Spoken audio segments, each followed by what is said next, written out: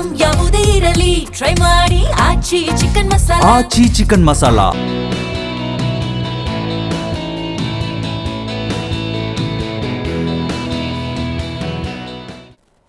ನಮಸ್ಕಾರ. T20 cricket ವಿಶ್ವ ಸಮರ ವಿಶೇಷ ಕಾರ್ಯಕ್ರಮಕ್ಕೆ ಸ್ವಾಗತ. ನಾನು ಹೇಮಕುಮಾರ್. ಇನ್ನೇನು ಕೆಲವೇ ಕ್ಷಣಗಳಲ್ಲಿ ಭಾರತ ಹಾಗೂ ನ್ಯೂಜಿಲೆಂಡ್ ನಡುವೆ ಹೈ ವೋಲ್ಟೇಜ್ ಕದನ ಫೈನಲ್ ಪಂದ್ಯ ಇದೆ. ಸೊ ಈಗಾಗಲೇ ಅಲ್ಲಿ ಸಮಾರೋಪ ಕಾರ್ಯಕ್ರಮಗಳು ಅಂತೂ ಆರಂಭ ಆಗಿವೆ. ಎಲ್ಲರೂ ಕೂಡ ಕಾತುರದಿಂದ ಕಾಯ್ತಾ ಇದ್ದೀರಿ. ನರೇಂದ್ರ ಮೋದಿ ಸ್ಟೇಡಿಯಂ ಈಗಾಗಲೇ ಸಜ್ಜಾಗಿದೆ.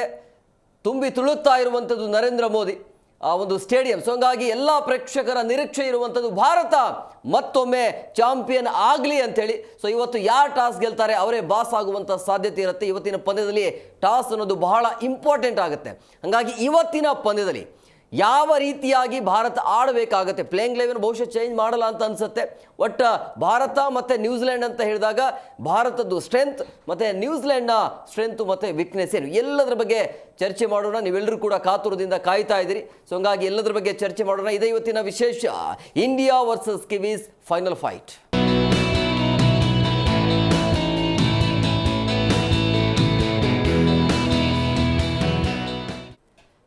ಇತಿಹಾಸವನ್ನ ನಿರ್ಮಾಣ ಮಾಡೋದಕ್ಕೆ ಭಾರತ ಸಜ್ಜಾಗಿದೆ. ಭಾರತ ಡಿಫೆಂಡಿಂಗ್ ಚಾಂಪಿಯನ್ ಆಗಬೇಕು ಅಂತ ಹೇಳಿದ್ರೆ ಈಗ ಮತ್ತೊಮ್ಮೆ ಚಾಂಪಿಯನ್ ಆಗೋದಕ್ಕೆ ಒಂದು ಒಳ್ಳೆಯ ಅವಕಾಶ ಇದೆ. ಇದುವರೆಗೂ ಕೂಡ ಇತಿಹಾಸದಲ್ಲಿ ಆತಿಥ್ಯ ವಹಿಸಿರುವಂಥ ದೇಶ ಚಾಂಪಿಯನ್ ಆಗಿಲ್ಲ. ಭಾರತಕ್ಕೆ ಇದು ಒಳ್ಳೆಯ ಅವಕಾಶ ಇದೆ. ಅದರ ಜೊತೆಗೆ ಸಂಜು ಸ್ಯಾಮ್ಸನ್ ಕೂಡ ಉತ್ತಮ ಫಾರ್ಮಲ್ಲಿ ಇರೋದ್ರಿಂದಾಗಿ ಭಾರತ ಗೆಲ್ಲುವಂಥ ಫೇವ್ರೇಟ್ ತಂಡ ಆಗಿದೆ. ಹಾಗಂತೇಳಿ ನ್ಯೂಜಿಲೆಂಡ್ ಕೂಡ ಕಳಪೆ ತಂಡ ಅಂತೂ ಅಲ್ವೇ ಅಲ್ಲ. ಯಾಕಂದರೆ ಕಳೆದ ಬಾರಿ ಗೆದ್ದಿರುವಂಥ ಒಂದು ಟೀಮನ್ನು ನೋಡ್ತಾ ಇದೆ. ಸೌತ್ ಆಫ್ರಿಕಾ ಟೀಮನ್ನು ಕೇವಲ 12 ಓವರಲ್ಲಿ ಆಟವನ್ನು ಮುಗಿಸಿ ಫೈನಲ್ಗೆ ಬಂದಿರುವಂಥ ಟೀಮ್ ಅದು. ಸೊ ಹಂಗಾಗಿ ಈ ನಾಕ್ಔಟ್ ಪಂದ್ಯದಲ್ಲಿ ನ್ಯೂಜಿಲೆಂಡ್ದು ಮೇಲುಗೈ ಇದೆ. ಅದನ್ನು ಮುರಿದು ಹಾಕೋಕೆ ಭಾರತಕ್ಕೆ ಇದು ಒಳ್ಳೆಯ ಅವಕಾಶ ಇದೆ. ಎಲ್ಲದರ ಬಗ್ಗೆ ಚರ್ಚೆ ಮಾಡೋಣ. ಚರ್ಚೆ ಮಾಡೋದಕ್ಕೆ ನನ್ನ ಜೊತೆಗೆ ನನ್ನ ಸಹೋದ್ಯೋಗಿ ಜಾಯ್ನ್ ಆಗಿದ್ದಾರೆ. ನಾನು ಅವರ ಕಾರ್ಯಕ್ರಮಕ್ಕೆ ವೆಲ್ಕಮ್ ಮಾಡ್ತೀನಿ. ರವಿರವರ ಕಾರ್ಯಕ್ರಮಕ್ಕೆ ಆತ್ಮೀಯವಾದಂಥ ಸ್ವಾಗತ. ನಮಸ್ತೆ ಸರ್. ಇನ್ನೇನು ಕೆಲವೇ ಕ್ಷಣಗಳಲ್ಲಿ ಫೈನಲ್ ಫೈಟ್ ಕಾದಾಟ ಆರಂಭ ಆಗುತ್ತೆ. ಸಾಕಷ್ಟು ನಿರೀಕ್ಷೆ ಇದೆ. ಬಟ್ ಆರಂಭದಿಲ್ಲ ಅಂದರೆ ಡೇ 1 ಭಾರತ ಫೈನಲ್ ಬರುತ್ತೆ, ಈ ಬಾರಿ ಚಾಂಪಿಯನ್ ಆಗತ್ತೆ ಅಂತ ಅಂದ್ಕೊಂಡಿದ್ರು.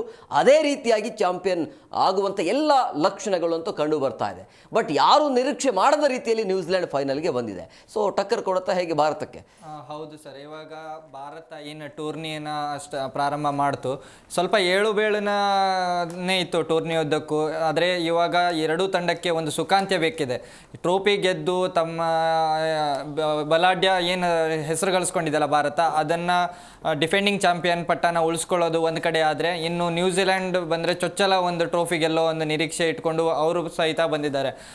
ಇವೆರಡೂ ತಂಡ ಸೂಪರ್ 8 ಹಂತದಲ್ಲಿ ಏಳುಬೀಳಿನ ಹಾದಿಯನ್ನೇ ಕಂಡ್ಕೊಂಡು ಬಂದಿದೆ. ಇವಾಗ ಮೊದಲನೇ ಪಂದ್ಯ ಸೌತ್ ಆಫ್ರಿಕಾ ಎದುರು ಭಾರತ ಸೋತ್ರೆ ಇಂಗ್ಲೆಂಡ್ ವಿರುದ್ಧ ನ್ಯೂಜಿಲೆಂಡ್ ಸೋತ್ಕೊಂಡಿರುತ್ತೆ. ನ್ಯೂಜಿಲೆಂಡ್ಗೆ ರನ್ ರೇಟ್ ಆಧಾರದ ಮೇಲೆ ಅವರು ಸೆಮಿಫೈನಲ್ ಹಂತಕ್ಕೆ ತಲುಪ್ತಾರೆ. ಪಾಕಿಸ್ತಾನ ಮತ್ತು ನ್ಯೂಜಿಲೆಂಡ್ ತಂಡ ರನ್ ರೇಟ್ ಆಧಾರದ ಮೇಲೆ ಪೈಪೋಟಿ ನಡೆಸ್ತಾ ಇತ್ತು. ಕೊನೆಯ ಮೂಮೆಂಟಲ್ಲಿ ನ್ಯೂಜಿಲೆಂಡ್ ಸೆಮಿಫೈನಲ್ಗೆ ಬಂದರೆ, ಸೆಮಿಫೈನಲ್ ಹಂತದಲ್ಲಿ ಬೇರೆಯೇ ಒಂದು ತಂಡನ ನಾವು ನೋಡಿದ್ವಿ. ನ್ಯೂಜಿಲೆಂಡ್ ಯಾವ ರೀತಿ ಸೌತ್ ಆಫ್ರಿಕಾನ ಮಣಿಸ್ತು ಅಂದರೆ, ಅಜೇಯರಾಗಿ ಸೆಮಿಫೈನಲ್ಗೆ ಬಂದಂತಹ ಸೌತ್ ಆಫ್ರಿಕಾನ ಮಣಿಸಿರುವಂಥ ರೀತಿ ಇದೆಯಲ್ಲ, ಅದು ಆ ಒಂದು ನ್ಯೂಜಿಲೆಂಡ್ ತಂಡಕ್ಕೆ ಅತಿಯಾದ ಆತ್ಮವಿಶ್ವಾಸವನ್ನು ತಂದುಕೊಟ್ಟಿದೆ. ಈಗ ಆತಿಥೇಯ ಭಾರತವನ್ನು ಸೋಲಿಸೋದ್ರಲ್ಲಿ ನಾವು ಯಾವುದಕ್ಕೂ ಕಮ್ಮಿ ಇಲ್ಲ ಅನ್ನೋ ರೀತಿ ನ್ಯೂಜಿಲೆಂಡ್ ತಂಡದ ಬ್ಯಾಟ್ಸ್ಮನ್ಗಳು ಬೌಲರ್ಗಳು ಕಾದು ಕುಂತ್ಕೊಂಡಿದ್ದಾರೆ. ಅದಕ್ಕೆ ಸರಿಯಾದ ಟಕ್ಕರ್ ಕೊಡೋದಕ್ಕೆ ತಾವು ರೆಡಿ ಅಂತ ಹೇಳಿ ಸಂಜು ಸ್ಯಾಮ್ಸನ್ ಆಗಿರ್ಬೋದು, ಭಾರತೀಯ ಬ್ಯಾಟ್ಸ್ಮನ್ಗಳು ಸೂರ್ಯಕುಮಾರ್ ಯಾದವ್ ಅವರ ನಾಯಕತ್ವದಲ್ಲಿ ಮತ್ತು ಬುಮ್ರಾ ಅವರ ಮಾರಕ ದಾಳಿಯಿಂದ ನಾವು ನ್ಯೂಜಿಲೆಂಡ್ ತಂಡನ ಮಣಿಸಿ ಇನ್ನೊಮ್ಮೆ ಚಾಂಪಿಯನ್ ಆಗ್ತೀವಿ, ನಮ್ಮ ಏನು ಡಿಫೆಂಡಿಂಗ್ ಚಾಂಪಿಯನ್ ಪಟ್ಟನ ಹಾಗೆ ಉಳಿಸ್ಕೊಳ್ತೀವಿ ಅಂತ ಭಾರತೀಯ ತಂಡದವರು ಕಾದು ಕುಳಿತುಕೊಂಡಿದ್ದಾರೆ. ಇದಕ್ಕೆಲ್ಲ ಇವಾಗ 7 ಗಂಟೆಯ ಮ್ಯಾಚ್ ನಮಗೆ ಎಲ್ಲದಕ್ಕೂ ಉತ್ತರ ಕೊಡುತ್ತೆ ಸರ್. ಅದರ ಜೊತೆಗೆ ನ್ಯೂಜಿಲೆಂಡ್ ಅಂತ ಬಂದಾಗ ಓಪನಿಂಗ್ ಅಂತೂ ಅದ್ಭುತವಾಗಿದೆ. ಓಪನಿಂಗಲ್ಲಿ ಸೈಫರ್ಟ್ ಮತ್ತು ಫಿನಲ್ ಇಬ್ಬರದು ಆಟ ಉತ್ತಮವಾಗಿರೋದ್ರಿಂದಾಗಿ ಭಾರತದ ಪ್ಲಾನಿಂಗ್ ಯಾವ ರೀತಿ ಆಗಿರಬೇಕಂದ್ರೆ 2 ವಿಕೆಟ್ ಇಂಪಾರ್ಟೆಂಟ್ ವಿಕೆಟ್ ಆಗುತ್ತೆ, ಭಾರತಕ್ಕೆ ಬೇಕೇ ಬೇಕಾಗುತ್ತೆ. ಸೊ ಅವರು ಪ್ಲಾನಿಂಗ್ ಮಾಡದಂತೂ ಬರಲಿಕ್ಕೆ ಸಾಧ್ಯನೇ ಇಲ್ಲ. ಪ್ಲಾನಿಂಗ್ ಇದ್ದೇ ಇರುತ್ತೆ ಅವ್ರ ಕಡೆಯಿಂದ, ಭಾರತದ ಕಡೆಯಿಂದಲೂ ಕೂಡ ಪ್ಲಾನಿಂಗ್ ಬೇಕಾಗುತ್ತೆ. ಅದಕ್ಕೆ ನಾವೇನಂದರೆ ಇವಾಗ ಫಿನ್ ಎಲನ್ ಮತ್ತು ಏನು ಸೈಫರ್ಟ್ ಅವ್ರ ಆಟ ಇರುತ್ತಲ್ಲ, ನಾವು ನೋಡ್ತಾ ಇದ್ದೀವಿ ಅದ್ಭುತವಾದ ಪ್ರದರ್ಶನನ ತೋರ್ಕೊಂಡು ಬರ್ತಾ ಇದ್ದಾರೆ ಟೂರ್ನಿ ಉದ್ದಕ್ಕೂ. ದಾಖಲೆಯನ್ನು ನಿರ್ಮಿಸಿದ್ದಾರೆ, ಅತಿ ಹೆಚ್ಚು ಪಾರ್ಟ್ನರ್ಶಿಪ್ಪನ್ನು ಇಡೀ ಒಂದು ಏನು ಟೂರ್ನಿ ಇದೆಯಲ್ಲ T20 ವರ್ಲ್ಡ್ ಕಪ್ 2007ರಿಂದ 2026 ತನಕ ಅತಿ ಹೆಚ್ಚು ರನ್ ಗಳಿಸಿದಂಥ ಜೋಡಿ ಇದು, ಆರಂಭಿಕ ಜೋಡಿ. ಮತ್ತು 183ರ ಸ್ಟ್ರೈಕ್ ರೇಟ್ನಲ್ಲಿ ರನ್ ಬೀಸಿದ್ದಾರೆ. ಇದು ನಾವು ಅತಿ ಹೆಚ್ಚು ರನ್ ಬೀಸೋದು ಒಂದು ಕಡೆ, ಆದರೆ ಈ ಒಂದು ಸ್ಟ್ರೈಕ್ ರೇಟನ್ನು ಮೇಂಟೈನ್ ಮಾಡ್ಕೊಂಡು ಬಂದಿದ್ದಾರಲ್ಲ, ಅದು ಫೈನಲ್ ತನಕ. ಅದನ್ನು ನಾವು ಭಾರತೀಯ ಬೌಲರ್ಗಳು ಗಮನದಲ್ಲಿ ಇಟ್ಕೊಳ್ಬೇಕು. ಇವಾಗ ನಾವು ನೇರವಾಗಿ ನೋಡೋಕೆ ಹೋದರೆ ಇವಾಗ ಇವರಿಬ್ಬರು ಆಟಗಾರರು ಹೊಡಿಬಡಿ ಆಟಗಾರದ್ದು ಏನಿರುತ್ತೆ, ಸ್ವಲ್ಪ ಪೇಷನ್ಸ್ ಕಡಿಮೆನೇ ಇರುತ್ತೆ. ಅವರಿಗೇನು ಬಂದು ನಿಂತ್ಕೊಂಡು ಸ್ಟ್ಯಾಂಡ್ ತಗೊಂಡು ಆಟ ಆಡೋದು ಅಷ್ಟೊಂದು ಮಟ್ಟಕ್ಕೆ ಇರಲ್ಲ, ಹೊಡಿಬಡಿ ಆಟ ಇರುತ್ತೆ. ಇದೇ ಅವರಿಗೆ ಒಂದು ಮಾರಕ ಆಗಬಹುದು. ಇವಾಗ ಭಾರತೀಯ ಬೌಲರ್ಗಳು ಇದೇ ಒಂದು ಪ್ಲ್ಯಾನನ್ನು ಮಾಡ್ಕೊಂಡು ಬಂದರೆ ಚೆನ್ನಾಗಿರುತ್ತೆ. ಇವಾಗ ಬೌಲರ್ಗಳಿಗೆ ಮೊದಲನೇಗೆ ನಾವು ನೋಡಿದ್ವಿ, ಪಾಕಿಸ್ತಾನ ಎದುರು ಭಾರತ ಬೌಲಿಂಗ್ ದಾಳಿ ಯಾವ ರೀತಿ ಮಾಡ್ತಂದ್ರೆ ಬುಮ್ರಾ ಅವರನ್ನು ಮೊದಲಿಗೆ ಓವರ್ ಕೊಟ್ಟು ವಿಕೆಟ್ ತೆಗೆದುಕೊಂಡು ರನ್ಗೆ ಕಡಿವಾಣ ಹಾಕ್ತಾರೆ. ಅದೇ ರೀತಿ ನ್ಯೂಜಿಲೆಂಡ್ ಬ್ಯಾಟ್ಸ್ಮನ್ಗಳಿಗೆ ಇದೇ ರೀತಿ ಒಂದು ಪ್ಲಾನಿಂಗ್ ಮಾಡ್ಕೊಂಡು ಬಂದರೆ ಇವಾಗ ಅವರನ್ನು ಮೊದಲಿಗೆ ರನ್ ಕಟ್ ಹಾಕಿದ್ರೆ ಅವರು ವಿಚಲಿತರಾಗಿ ಸ್ವಲ್ಪ ಕಳಪೆ ಹೊಡೆತಕ್ಕೆ ಔಟ್ ಆಗುವಂಥ ಚಾನ್ಸಸ್ಗಳಿರುತ್ತೆ. ಈ ಒಂದು ನಮ್ಮ ಈಗ ಫಿನ್ ಎಲೆನ್ ಮತ್ತು ಸೈಫರ್ಟ್ ಅವರಿಗೆ ಮೊದಲಿಗೆ ವಿಕೆಟ್ ತೆಗೆದುಕೊಳ್ಳೋದು ಮೊದಲ ಒಂದು ಭಾರತದ ಗುರಿಯಾಗಿರುತ್ತೆ. ಇಬ್ಬರನ್ನ ಈ ಆರಂಭಿಕ ಜೋಡಿಯನ್ನು ನಾವೇನಾದರೂ ಬ್ರೇಕ್ ಮಾಡಿದರೆ ಭಾರತಕ್ಕೆ ಅದು ಒಂದು ಪ್ಲಸ್ ಪಾಯಿಂಟ್ ಆಗಿರುತ್ತೆ. ಅದೇ ರೀತಿ ನಾವು ನೋಡೋಕೆ ಬಂದರೆ ಭಾರತ ತಂಡಕ್ಕೂ ಇದೇ ಒಂದು ಶಾರ್ಟ್ ಇದೆ, ಏನಂತಂದರೆ ಹೊಡೆತ ಕೊಡುತ್ತೆ. ಯಾಕಂತಂದರೆ ಅಭಿಷೇಕ್ ಶರ್ಮಾ ಆಗಿರ್ಬೋದು, ಸಂಜು ಸ್ಯಾಮ್ಸನ್, ಇವಾಗ ಇವರಲ್ಲಿ ಒಬ್ಬರು ಕೈ ಕೊಟ್ಟರೆ ಒಬ್ಬರು ಕೈ ಹಿಡಿತಾ ಇದ್ದಾರೆ. ಇವಾಗ ಇಬ್ಬರನ್ನೂ ನಾವು ಇವಾಗ ಅಭಿಷೇಕ್ ಶರ್ಮಾನ ಹೊರತು ಅವರ ಟಾರ್ಗೆಟ್ ಇದ್ದಿದ್ದು ಸಂಜು ಸ್ಯಾಮ್ಸನ್, ಯಾಕಂದ್ರೆ ಅಭಿಷೇಕ್ ಫಾರ್ಮಲ್ ಇಲ್ಲ ಅನ್ನೋದು ಅವ್ರಿಗೆ ಗೊತ್ತಾಗ್ಬಿಟ್ಟಿದೆ. ಒಂದು ವೇಳೆ ಸಂಜು ಸ್ಯಾಮ್ಸನ್ ಅವರು ಪ್ಲಾನ್ ಮಾಡ್ಕೊಂಡೇ ಬಂದಿದೆ, ಅದು ಪ್ಲಾನ್ ಅಂತೂ ಇದ್ದೇ ಇರುತ್ತೆ. ಪ್ಲಾನ್ ಮಾಡಿದ ತಕ್ಕಂತೆ ಸಂಜು ಸ್ಯಾಮ್ಸನ್ ಔಟ್ ಆಗಿಬಿಟ್ರೆ ಭಾರತಕ್ಕೆ ದೊಡ್ಡ ಎಫೆಕ್ಟ್ ಆಗಲ್ವಾ ಇದು? ಯಾಕಂದರೆ ಈ ಕಡೆ ಅಭಿಷೇಕ್ ಶರ್ಮಾ ಫಾರ್ಮಲ್ ಇಲ್ಲ. ಹೌದು, ಇದು ದೊಡ್ಡ ಹೊಡೆತ ಆಗುತ್ತೆ ಭಾರತಕ್ಕೆ. ಯಾಕಂತಂದರೆ ಇವಾಗ ನಾವು ನಂಬ್ಕೊಂಡು ಬಂದಿರೋದೇ ಸಂಜು ಸ್ಯಾಮ್ಸನ್ ಮೇಲೆ. ಇವಾಗ ಎರಡೂ ನಾವು ಏನು ವರ್ಚುವಲ್ ಕ್ವಾರ್ಟರ್ ಫೈನಲ್ ಅಂತ ಹೇಳಿ ವೆಸ್ಟ್ ಇಂಡೀಸ್ ವಿರುದ್ಧ ಏನು ಗೆದ್ದಿದ್ದೀವಿ, ಇನ್ನು ಸೆಮಿಫೈನಲಲ್ಲಿ ಗೆದ್ದಿದ್ದೀವಿ. ಇದಕ್ಕೆ ಮೇನ್ ರೀಸನ್ ಸಂಜು ಸ್ಯಾಮ್ಸನ್ ಅವ್ರ ಬ್ಯಾಟಿಂದ ಬಂದಂತಹ ರನ್. ಏನು ಅಗತ್ಯ ಇರಬೇಕಾದ್ರೆ ಸಂಜು ಸ್ಯಾಮ್ಸನ್ ಅವರಿಂದ ಒಂದು ಅದ್ಭುತವಾದ ಇನ್ನಿಂಗ್ಸ್ ಬಂತಲ್ಲ, ಅದರಿಂದ ನಾವು ಗೆದ್ದಿದ್ದೀವಿ. ಇವಾಗ ಫೈನಲಲ್ಲೂ ನಾವು ಅದೇ ಒಂದು ಸಂಜು ಸ್ಯಾಮ್ಸನ್ ಅವ್ರ ಮೇಲೆ ಡಿಪೆಂಡ್ ಆಗಿ ಬಂದಿದ್ದೀವಿ. ಯಾಕಂತ ಅಂದರೆ ನಾವು ಸಾಕಷ್ಟು ಬಾರಿ ನಿರೀಕ್ಷೆಗಳನ್ನು ಇಟ್ಕೊಂಡಿದ್ದೀವಿ, ಆ ನಿರೀಕ್ಷೆಗಳೆಲ್ಲ ಹುಸಿನೇ ಆದವು ಹೊರತು ಅವರು ಅಭಿಷೇಕ್ ಶರ್ಮಾ ಅವರ ಬ್ಯಾಟಿಂದ ರನ್ ಬಂದೇ ಇಲ್ಲ. ಎಲ್ಲಿ ನಾವು ಸ್ಟಾರ್ ಆಟಗಾರ, ICC ನಂಬರ್ 1 ರ್ಯಾಂಕಿಂಗ್ ಬ್ಯಾಟ್ಸ್ಮನ್ ಅಂತ ಏನು ಹೇಳ್ಕೊಂಡು ಬಂದಿದ್ದೀವಿ, ಆನ್ ಪೇಪರಲ್ಲೇ ಅಷ್ಟೇ ಉಳಿದು ಬಿಡುತ್ತೋ ಏನೋ ಅಂತ. ಯಾಕಂತಂದರೆ ಇವಾಗ ಕ್ರೂಷಲ್ ಮ್ಯಾಚ್, ನಮಗೆ ಕಳೆದ ಬಾರಿನೂ ಇದೇ ರೀತಿಯಾದಂತಹ ಆರಂಭಿಕ ಆಘಾತಗಳನ್ನು ಪಡ್ಕೊಂಡೇ ಬಂದ್ವಿ. 2024ರಲ್ಲೂ ಟೂರ್ನಿಯಲ್ಲೂ ವಿರಾಟ್ ಕೊಹ್ಲಿ ಅವ್ರ ಬ್ಯಾಟಿಂದ ರನ್ ಬಂದೇ ಇರಲಿಲ್ಲ. ಆದರೆ ಕೊನೆಯ ಹಂತದಲ್ಲಿ ಫೈನಲ್ನಲ್ಲಿ ಜಯ ಏನು ಗಳಿಸೋದಕ್ಕೆ ವಿರಾಟ್ ಕೊಹ್ಲಿ ಅವ್ರ ಪಾತ್ರ ಅತ್ಯವಶ್ಯಕವಾಗಿತ್ತು. ಅದೇ ರೀತಿ ಅಭಿಷೇಕ್ ಶರ್ಮಾ ಅವ್ರ ಬ್ಯಾಟಿಂದ ಬರೋದಂತೂ ನಮ್ಗೆ ಬರಲೇಬೇಕಾಗಿರುತ್ತೆ. ಯಾಕಂದರೆ ಇವಾಗ ಬರದೇ ಇದ್ದರೆ ಅವರಿಗೆ ನಾವು ಈ ಒಂದು ಟೂರ್ನಿಗೆ KL ರಾಹುಲ್, ಶ್ರೇಯಸ್ ಅಯ್ಯರ್ ಅಂತಹ ಆಟಗಾರರನ್ನ, ಘಟಾನುಘಟಿ ಆಟಗಾರರನ್ನ ಬಿಟ್ಟು ಬಂದಿರೋ ವ್ಯರ್ಥ ಆಗಿರುತ್ತೆ. ಯಾಕಂತಂದರೆ ಯುವ ಆಟಗಾರ ಅಂತ ನಾವೇನು ಅಭಿಷೇಕ್ ಶರ್ಮಾ ಅವರನ್ನು ಮಣೆ ಹಾಕಿದ್ದಾರೆ. ಅದ್ಭುತ ಆಟಗಾರ, ತಂಡವನ್ನು ಯಾವುದೇ ಹಂತದಲ್ಲೂ ಗೆಲ್ಲಿಸುವಂಥ ತಾಕತ್ತಿದೆ ಅಂತ ಹೇಳಿ ಅವರನ್ನು ಕರ್ಕೊಂಡು ಬಂದರೆ, ಅವರು ಈ ರೀತಿ ಕಳಪೆ ಆಟನ ತೋರಿದ್ರೆ ಅದರಲ್ಲಿ ಇವರಿಗೆ ಕರ್ಕೊಂಡು ಬಂದಿರೋದು ವ್ಯರ್ಥ ಆಗಿರುತ್ತೆ ಈ ಒಂದು ಟೂರ್ನಿಗೆ.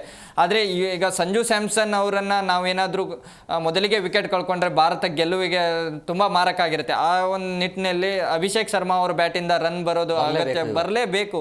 ಇಲ್ಲ ಅಂತಂದ್ರೆ ಗೆಲ್ಲೋದಕ್ಕೆ ನಾವು ಅಭಿಷೇಕ್ ತಲೆಯಲ್ಲಿ ಏನು ಓಡ್ತಿರಬಹುದು ಅಂತೇಳಿ. ಈಗ ಯಾವುದೇ ಮ್ಯಾಚ್ ಆಡಿಲ್ಲ, 50 ರನ್ ಬಿಟ್ಟರೆ ಉಳಿದಿರುವಂಥ ಯಾವುದೇ ಪಂದ್ಯಗಳನ್ನ ಆಡಿಲ್ಲ, ಸರಿಯಾಗಿ ಫೀಲ್ಡಿಂಗ್ ಬೇರೆ ಮಾಡ್ತಾ ಇಲ್ಲ.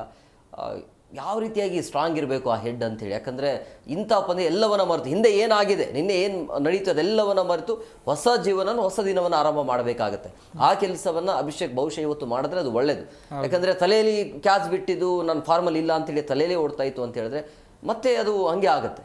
ಹೌದು, ಅದೇ ಅಭಿಷೇಕ್ ಶರ್ಮಾ ಅವ್ರದ್ದು ಏನಂತ ಅಂದರೆ ಒಂದು ಸ್ವಲ್ಪ ಹುಮ್ಮತನೇ ಎದ್ದು ಕಾಣ್ತಾ ಇದೆ. ಇವಾಗ ಅವ್ರದ್ದು ಬಿಸಿ ರಕ್ತ, ಯುವ ಆಟಗಾರ ಅಂತ ಏನು ಹೇಳ್ತಾ ಇದ್ದೇವಲ್ಲ, ಅದು ಎದ್ದು ಕಾಣ್ತಾ ಇದೆ. ಯಾಕಂದರೆ ಕಳೆದ ಬಾರಿ ನಾವೇನು 2 ಬೌಂಡ್ರಿ ಬಂದ ತಕ್ಷಣ ಸಂಜು ಸ್ಯಾಮ್ಸನ್ ಕೂಲಾಗಿ ಆಟ ಆಡುವಂಥ ಸನ್ನೆ ಮಾಡಿದ್ರು ಸಹಿತ ಅವರು ಮತ್ತೆ ಹೊಡಿಬಡಿ ಆಟಕ್ಕೆ ಹೋಗಿ ಕಳಪೆ ಒಂದು ಶಾಟಿಗೆ ಔಟಾಗಿ ಬಲಿಯಾಗ್ತಾರೆ. ಅದೇ ನಾವು ಮಾಡ್ತಿರೋ ಮಿಸ್ಟೇಕ್, ಅಭಿಷೇಕ್ ಶರ್ಮಾ ಅವರಿಂದ ಮಿಸ್ಟೇಕ್ ಆಗ್ತಿರೋದೇ ಅವರು ಒಂದು ಸ್ವಲ್ಪ ಹುಂಬತನ ಅಂತಲೇ ಹೇಳ್ಬೋದು. ಅವರು ಎಲ್ಲಿ ಒಂದು ಪವರ್ ಪ್ಲೇ ತನಕನೂ ನಮಗೆ ಜಾಸ್ತಿ ಒಂದು 40-60 ತನಕನೂ ಇದ್ರು ಓಕೆ. ಪವರ್ ಪ್ಲೇ ತನಕ 6 ಓವರ್ 36 ಬಾಲಿನ ಒಂದು 15ರಿಂದ 20 ಬಾಲ್ ಆಡಿದ್ರೆ ಸಾಕು ಅಟ್ಲೀಸ್ಟ್ 35ರಿಂದ 40 ರನ್ ಅವ್ರ ಕಡೆಯಿಂದ ಇದ್ದೇ ಇರುತ್ತೆ. ಸೊ ಅದನ್ನ ಕ್ಯಾಲ್ಕುಲೇಟ್ ಮಾಡಿ ಅವ್ರು ಆಡ್ಬೇಕಾಗತ್ತೆ. ಪವರ್ ಪ್ಲೇ ತನಕ ನಾನು ಇರ್ಬೇಕಪ್ಪ ಅಂತೇಳಿ. ನೀವು 1 ಓವರ್ 2 ಓವರ್ ನೋಡ್ಕೊಂಡ್ರೆ ಉಳಿದ 4 ಓವರಲ್ಲಿ ರನ್ ಬರುತ್ತೆ. ಆ ಕೆಲಸವನ್ನು ಅಭಿಷೇಕ್ ಶರ್ಮಾ ಮಾಡ್ತಾ ಇಲ್ಲ. ಈಸಿಯಾಗಿ ಔಟ್ ಆಗ್ತಾರೆ ಸ್ಪಿನ್ ಬಾಲಿಗೆ ಅನ್ಕೊಂಡ ತರ. ಅಂದ್ರೆ ಅಭಿಷೇಕ್ ಶರ್ಮಾ ನಾನು ಔಟ್ ಮಾಡ್ತೀನಿ ಅಂತೇಳಿ ಒಬ್ಬ ಬಾಲರ್ ಚಾಲೆಂಜ್ ಮಾಡಿ ಬಂದು ಬಾಲ್ ಮಾಡಿದ್ರೆ ಔಟ್ ಆಗೇ ಆಗ್ತಾನೆ.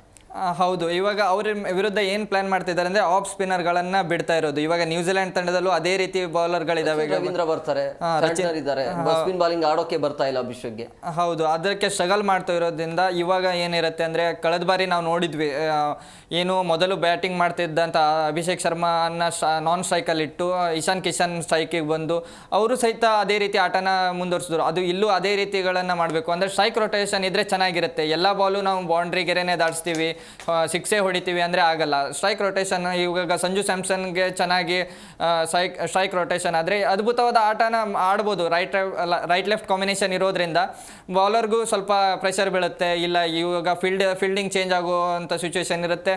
ಆಟೋಮೆಟಿಕ್ ಅದು ಎದುರಾಳಿ ತಂಡಕ್ಕೆ ಅದೊಂದು ಸ್ವಲ್ಪ ಗೊಂದಲಗಳ ಸೃಷ್ಟಿ ಆಗುತ್ತೆ. ಆ ಒಂದು ಆಟನ ಅಭಿಷೇಕ್ ಶರ್ಮಾ ಅವರು ಅರಿತುಕೊಂಡು ಚೆನ್ನಾಗಿ ಸ್ಟ್ರೈಕ್ ರೊಟೇಷನ್ ಮಾಡಿದರೆ ಚೆನ್ನಾಗಿರೋ ಆಟನ ಆಡ್ಬೋದು. ಇದೇ ರೀತಿ ಹೊಡಿಬಡಿ ಆಟನೇ ಆಡ್ತೀನಿ, ಮೊದಲನೇ ಬಾಲಿಂದನೇ ನಾನು ಸಿಕ್ಸನ್ನೇ ಹೊಡಿತೀನಿ, ಬೌಂಡ್ರಿನೇ ಗುರಿ ಮಾಡೋಕ್ಕೆ ಹೋದರೆ ಅದು ಆಗೋದಿಲ್ಲ. ಯಾಕಂತಂದರೆ ಇವಾಗ ಕೊನೆ ಹಂತದಲ್ಲಿ ಎಡವಬಾರ್ದು. ಇವಾಗ ಕ್ಯಾಚ್ಗಳು ಮಿಸ್ ಆಗೋದು ಕೆಲವೊಂದಿಷ್ಟು ಕಡೆ ಕಡಿಮೆ ಮಾಡ್ಕೊಳ್ಬೇಕು. ಅಭಿಷೇಕ್ ಶರ್ಮಾ ಅವರು ಸ್ವಲ್ಪ ಓವರ್ ಕಾನ್ಫಿಡೆಂಟ್ ಆಗೋದನ್ನು ನಿಲ್ಲಿಸಿ ಸ್ವಲ್ಪ ನಿಧಾನಗತಿಯಿಂದ ಸ್ಟಾರ್ಟ್ ಮಾಡಿ ಆಮೇಲಿಂದ ಅವ್ರ ಬ್ಯಾಟಿಂದಂತೂ ರನ್ ಬಂದೇ ಬರುತ್ತೆ. ಅದರಲ್ಲಿ ಬೇರೆ ಮಾತೇ ಇಲ್ಲ. ಅಭಿಷೇಕ್ ಶರ್ಮಾ ಅವ್ರಿಗೂ ಆ ಒಂದು ಪೊಟೆನ್ಷಿಯಲ್ ಇದ್ದ ಕಾರಣಕ್ಕೆ ಅವರಿಗೆ ಟೀಮ್ಗೆ ಕರ್ಕೊಂಡು ಬಂದಿದ್ದಾರೆ.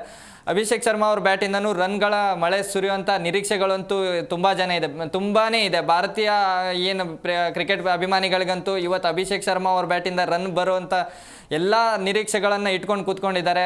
ನಮಗೆ ಇವಾಗ ವಿರಾಟ್ ಕೊಹ್ಲಿ ಸ್ಥಾನನ ಏನು ಕಳೆದ ಬಾರಿ ವಿರಾಟ್ ಕೊಹ್ಲಿ ಅವರು ಭಾರತ ತಂಡಕ್ಕೆ ಗೆಲುವಿಗೆ ಏನು ರನ್ಗಳನ್ನು ಕಾಣಿಕೆ ನೀಡಿದಾರಲ್ಲ, ಅದು ಅಭಿಷೇಕ್ ಶರ್ಮಾ ಅವ್ರ ಬ್ಯಾಟಿಂದನೂ ಬರಲೇಬೇಕಾಗತ್ತೆ ಸರ್ ಇವತ್ತು.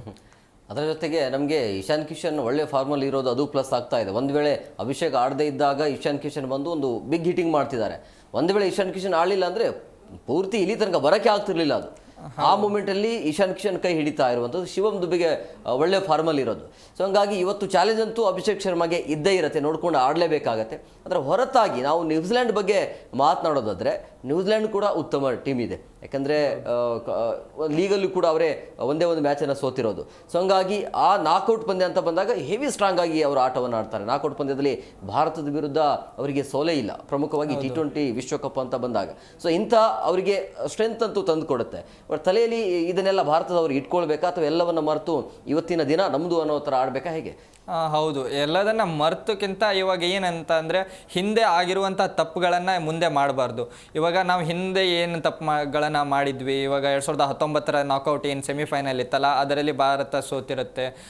ಅದ್ರ ಜೊತೆ ನಮಗೆ ಯಾವಾಗಲೂ ಸಹಿತ ಆರಂಭಿಕ ಆಘಾತನೇ ಬಿತ್ತು. ನಮಗೆ ಆರಂಭಿಕ ಆಟಗಾರರು ಏನು ಕೈ ಕೊಟ್ಟರಲ್ಲ, ಅದು ಈ ಒಂದು ಮ್ಯಾಚಲ್ಲೇ ಮರುಕಳಿಸಬಾರ್ದು. ಇವಾಗ ನಾವು ಆರಂಭಿಕ ಆಟಗಾರರಾದಂತಹ ಅಭಿಷೇಕ್ ಶರ್ಮಾ ಮತ್ತು ಸಂಜು ಸ್ಯಾಮ್ಸನ್ ಮತ್ತು ಇಶಾನ್ ಕಿಶನ್ ಇವ್ರುಗಳು ನೆಲಕ್ಕಚ್ಚಿ ನಿಲ್ಲೇಬೇಕಾದಂಥ ಪರಿಸ್ಥಿತಿ. ಇವರಲ್ಲಿ ನಾವು ಇವಾಗ ಒಬ್ಬರನ್ನೂ ಇವಾಗ ನಾವು ಮಿಸ್ ಮಾಡೋ ಹಾಗೆ ಇಲ್ಲ. ಇಶಾನ್ ಕಿಶನ್ ಅವರಿಂದಲೂ ರನ್ ಬೇಕು, ಅಭಿಷೇಕ್ ಶರ್ಮಾ ಅವ್ರ ಬ್ಯಾಟಿಂದಲೂ ರನ್ ಬೇಕು. ಮೊದಲು ಬ್ಯಾಟಿಂಗ್ ಮಾಡಿದ್ರೆ ನಮಗೆ 200ರಿಂದ 220 ರನ್ ಸ್ಕೋರ್ ಮಾಡಲೇಬೇಕಾಗಿರುತ್ತೆ. ಇನ್ನು ನಾವು ಚೇಸಿಂಗ್ ಅಂತ ಬಂದಾಗ ಇದೇ ಪಿಚ್ನಲ್ಲಿ ನಾವು ಸೌತ್ ಆಫ್ರಿಕಾ ವಿರುದ್ಧ ಸೋತಿರ್ತೀವಿ. ಇಲ್ಲೂ ನಮಗೆ ಸಮಸ್ಯೆ ಕಾಡಿರೋದು ಆರಂಭಿಕ ಆಘಾತನೇ. ಇವಾಗ ನಾವು ಸಂಜು ಸ್ಯಾಮ್ಸನ್ ಮತ್ತು ಅಭಿಷೇಕ್ ಶರ್ಮಾ, ಸಂಜು ಸ್ಯಾಮ್ಸನ್ಗೆ ನಮಗೆ ಈಗ ನಾವು ನೋಡಿದ್ವಿ ನ್ಯೂಜಿಲೆಂಡ್ಗೆ ಮತ್ತು ಭಾರತಕ್ಕೆ ಕಂಪೇರ್ ಮಾಡಿದ್ರೆ ಇರೋದು ಒಂದೇ ಒಂದು ನಮಗೆ ನ್ಯೂನ್ಯತೆ ಏನಂದರೆ ಅಲ್ಲಿ ಆರಂಭಿಕರು ಚೆನ್ನಾಗಿ ಆಟನ ಆಟ ಆಡಿದ್ರೆ ನಮ್ಮಲ್ಲಿ ಆರಂಭಿಕ ಆಘಾತನೇ ಎದುರಿಸ್ಕೊಂಡು ಬರ್ತಾ ಇದ್ದೀವಿ. ಆರಂಭಿಕ ಆಟಗಾರರಾದಂತಹ ಸಂಜು ಸ್ಯಾಮ್ಸನ್ ಮತ್ತು ಅಭಿಷೇಕ್ ಶರ್ಮಾ ಅವ್ರ ಬ್ಯಾಟಿಂದ ರನ್ ಬಂದರೆ ನ್ಯೂಜಿಲೆಂಡನ್ನು ನಾವು ಸಲೀಸಾಗಿ ಸೋಲಿಸ್ಬೋದು. ಆ ಒಂದು ನಿಟ್ಟನ್ನು ಸೂರ್ಯಕುಮಾರ್ ಯಾದವ್ ಅವರು ಅಭಿಷೇಕ್ ಶರ್ಮಾ ಅವರಿಗೆ ಸ್ವಲ್ಪ ನಾಯಕನ ಸ್ಥಾನದಲ್ಲಿ ನಿಂತು ಅವರ ಜವಾಬ್ದಾರಿಯನ್ನು ನೆನಪು ಮಾಡಿಕೊಟ್ರೆ ಅವರು ಸಹಿತ ಅಭಿಷೇಕ್ ಶರ್ಮಾ ಅವರು ನಾಯಕನ ನಾಯಕ ಏನು ಹೇಳಿರ್ತಾನೆ ಅದನ್ನು ಸರಿಯಾಗಿ ನಿಭಾಯಿಸೋದಷ್ಟೇ ಅವನ ಜವಾಬ್ದಾರಿಯಾಗಿರುತ್ತೆ. ಅಭಿಷೇಕ್ ಶರ್ಮಾ ಆ ನಿಟ್ಟಿನಲ್ಲಿ ಚೆನ್ನಾಗಿರೋ ಪರ್ಫಾರ್ಮೆನ್ಸ್ ನೀಡಿದ್ರೆ ಇವತ್ತು ಭಾರತ ಖಂಡಿತ ಗೆಲ್ಲುವಂತ ಎಲ್ಲ ಚಾನ್ಸಸ್ಗಳು. ಭಾರತ ಅಂತ ಬಂದಾಗ ಮೈನಸ್ ಅಷ್ಟೊಂದೇನಿಲ್ಲ. ಕಳೆದ 2 ಪಂದ್ಯವನ್ನ ನೋಡಿದ್ರೆ ಆಲ್ಮೋಸ್ಟ್ ಅಲ್ಲಿ ಫೀಲ್ಡಿಂಗ್ ಕಳಪೆ ಇತ್ತು, ಅದನ್ನು ಕೂಡ ಕಳೆದ ಪಂದ್ಯದಲ್ಲಿ ತೋರಿಸಿದ್ರು. ಅದ್ಭುತವಾದ ಕ್ಯಾಚಿಂಗ್ ಫೀಲ್ಡಿಂಗ್ ಮಾಡಿದ್ರು. ಸೊ ಅಲ್ಲಿ ಸಮಸ್ಯೆ ಇರೋದು ಅಭಿಷೇಕ್ ಒಬ್ಬರದೇ ಅಂತ ಅನ್ಸುತ್ತೆ. ಅವರೊಂದು ಫಾರ್ಮಿಂಗ್ ಮತ್ತು ಸೂರ್ಯಕುಮಾರ್ ಯಾದವ್ ತಮ್ಮ ಇನ್ನಿಂಗ್ಸನ್ನು ಕಂಟಿನ್ಯೂ ಮಾಡಬೇಕು. ವರುಣ್ ಚಕ್ರವರ್ತಿ ವಾಪಸ್ ಫಾರ್ಮಿಂಗ್ ಬರಲೇಬೇಕಾಗುತ್ತೆ. ಯಾಕಂದರೆ ನಂಬರ್ 1 ಬಾಲರ್ನ ಬಿಡೋಕ್ಕೂ ಆಗ್ತಾ ಇಲ್ಲ, ಅವರು ಫಾರ್ಮ್ ಬರೋಕ್ಕೂ ಆಗ್ತಾ ಇಲ್ಲ. ಸೊ ಆ ರೀತಿ ಸಮಸ್ಯೆ ಆಗಿದೆ. ಸೊ ಹಂಗಾಗಿ ಇವತ್ತು ವರುಣ್ ಚಕ್ರವರ್ತಿಗೆ ಚಾನ್ಸ್ ಕೊಡ್ತಾರೆ. ಇಲ್ಲಾಂದರೆ ನಂಬರ್ 1 ಬಾಲರ್ನ ನೀವು ಕೈಬಿಟ್ಟು ಆಡೋಕ್ಕೆ ತೀರಾ ಕಡಿಮೆನೇ. ಸೊ ಹಂಗಾಗಿ ಇಲ್ಲಿ ಭಾರತ ವರುಣ್ ಚಕ್ರವರ್ತಿ ಅವರಿಗೆ ಯಾವ ರೀತಿಯಾಗಿ ಟಿಪ್ಸ್ ಕೊಡಬೇಕಾಗತ್ತೆ ಅದರಿಂದ, ಅಂದರೆ ಈ ಹಿಂದೆ ಕಳೆದ ಪಂದ್ಯದಲ್ಲಿ ವರುಣ್ ಚಕ್ರವರ್ತಿ ಅವ್ರ ಲೈಫಲ್ಲಿ, ಅಂದರೆ ಅವರ ಕೆರಿಯರ್ ಇನ್ನಿಂಗ್ಸಲ್ಲಿ ಅತಿ ಹೆಚ್ಚು ರನ್ನನ್ನು ಬಿಟ್ಕೊಂಡಿರುವಂಥದ್ದು. ಸೊ ಹಂಗಾಗಿ ಇದೆಲ್ಲವನ್ನು ಮರೆತು ಅವರು ಆಚೆ ಬರಬೇಕಾಗುತ್ತೆ. ವರುಣ್ ಚಕ್ರವರ್ತಿ ಏನು ಮಾಡಬೇಕು ಅಂತೇಳಿ, ಯಾಕೆ ಈ ಪರಿ ದುಬಾರಿ ಆಗ್ತಿದ್ದಾರೆ, ವಿಕೆಟ್ ಬರ್ತಿದೆ, ಅದು ಒಂದೇ ವಿಕೆಟ್ ಬರ್ತಿರುವಂಥದ್ದು. ಸೊ ಹಂಗಾಗಿ ಏನು ಮಾಡ್ಬೋದು ವರುಣ್ ಚಕ್ರವರ್ತಿ? ವರುಣ್ ಚಕ್ರವರ್ತಿಗೆ ಸ್ವಲ್ಪ ಕಾನ್ಫಿಡೆನ್ಸ್ ಮಟ್ಟ ಕಳ್ಕೊಂಡ್ರು ಅಂತ ನನಗನ್ಸುತ್ತೆ. ಯಾಕಂತಂದರೆ ರನ್ ಬಿಟ್ಟುಕೊಟ್ಟ ತಕ್ಷಣ ಸರ್ವೇಸಾಮಾನ್ಯ ಬೌಲರ್ಗಳು ಪ್ರೆಷರಲ್ಲಿ ಬರುತ್ತೆ. ಆದರೆ ತೀರಾ ಇಷ್ಟು ಪ್ರೆಷರನ್ನು ಕಳ್ಕೊಳ್ಳೋದು, ಈ ಪ್ರೆಷರ್ ಮೂಮೆಂಟಲ್ಲಿ ಅವರು ಏನು ವಿಚಲಿತರಾದರು ಅಂತ ನನಗನ್ಸುತ್ತೆ. ಯಾಕಂತಂದರೆ ಇಂಗ್ಲೆಂಡ್ನಂತಹ ದೈತ್ಯ ಬ್ಯಾಟ್ಸ್ಮನ್ಗಳಿಂದ ರನ್ ಬಂದ ತಕ್ಷಣ ಅವ್ರು ಸ್ವಲ್ಪ ವಿಚಲಿತರಂತೂ ಆದರು.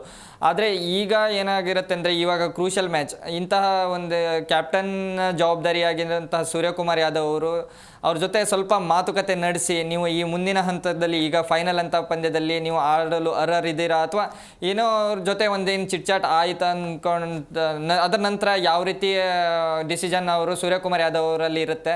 ನನಗನ್ಸುತ್ತೆ ಕುಲ್ದೀಪ್ ಯಾದವ್ಗೆ ಒಂದು ಚಾನ್ಸ್ ಸಿಕ್ಕಿದ್ರೆ ಚೆನ್ನಾಗಿರುತ್ತೆ. ಯಾಕಂತಂದರೆ ಈ ಒಂದು ಹಂತದಲ್ಲಿ ಕುಲ್ದೀಪ್ ಯಾದವ್ ಅವರು ಅದ್ಭುತವಾದ ಬೌಲರ್, ಅವ್ರಿಗೂ ಅನುಭವಗಳಿದೆ. ಅವ್ರಿಗೇನು ಎಕ್ಸ್ಪೆರಿಮೆಂಟ್ ಅಂತ ಹೇಳಿದ್ರೆ ನಮಗೇನು ಭಾಳ ದೊಡ್ಡ ಎಕ್ಸ್ಪೆರಿಮೆಂಟ್ ಆಗಲ್ಲ. ಆದರೆ ಏನು ನಾವು ಗೆದ್ಕೊಂಡು ಬರ್ತಾ ಇದ್ದೀವಿ, ಆ ಒಂದು ಟೀಮ್ನ ಚೇಂಜ್ ಮಾಡಬಾರ್ದು ಅನ್ನೋ ಒಂದು ರೀಸನ್ ಹೊರತುಪಡಿಸಿದರೆ, ಕುಲ್ದೀಪ್ ಯಾದವ್ ಅವರಿಗೂ ಒಂದು ಚಾನ್ಸ್ ಕೊಟ್ಟರೆ ಅವರು ಚೆನ್ನಾಗಿ ಆ ಒಂದು ಏನು ಹಿಂದೆ ಅವರಿಗೊಂದು ಏನು ಕುಲ್ದೀಪ್ ಯಾದವ್ ಅವರ ಒಂದು ಸ್ಪಿನ್ ದಾಳಿ ಇದೆ ಅಲ್ಲ, ಅದನ್ನು ಅವರು ಸಹಿತ ಇಲ್ಲಿ ಚೆನ್ನಾಗಿ ನಿಭಾಯಿಸ್ಬೋದು. ಟೂರ್ನಿಯಲ್ಲೂ ಅವರೇನು ಹೊಸಬರಲ್ಲ, ಪಾಕಿಸ್ತಾನ ವಿರುದ್ಧ ಚೆನ್ನಾಗಿನ ಬೌಲಿಂಗ್ ಪರ್ಫಾರ್ಮೆನ್ಸನ್ನು ನೀಡಿದ್ದಾರೆ.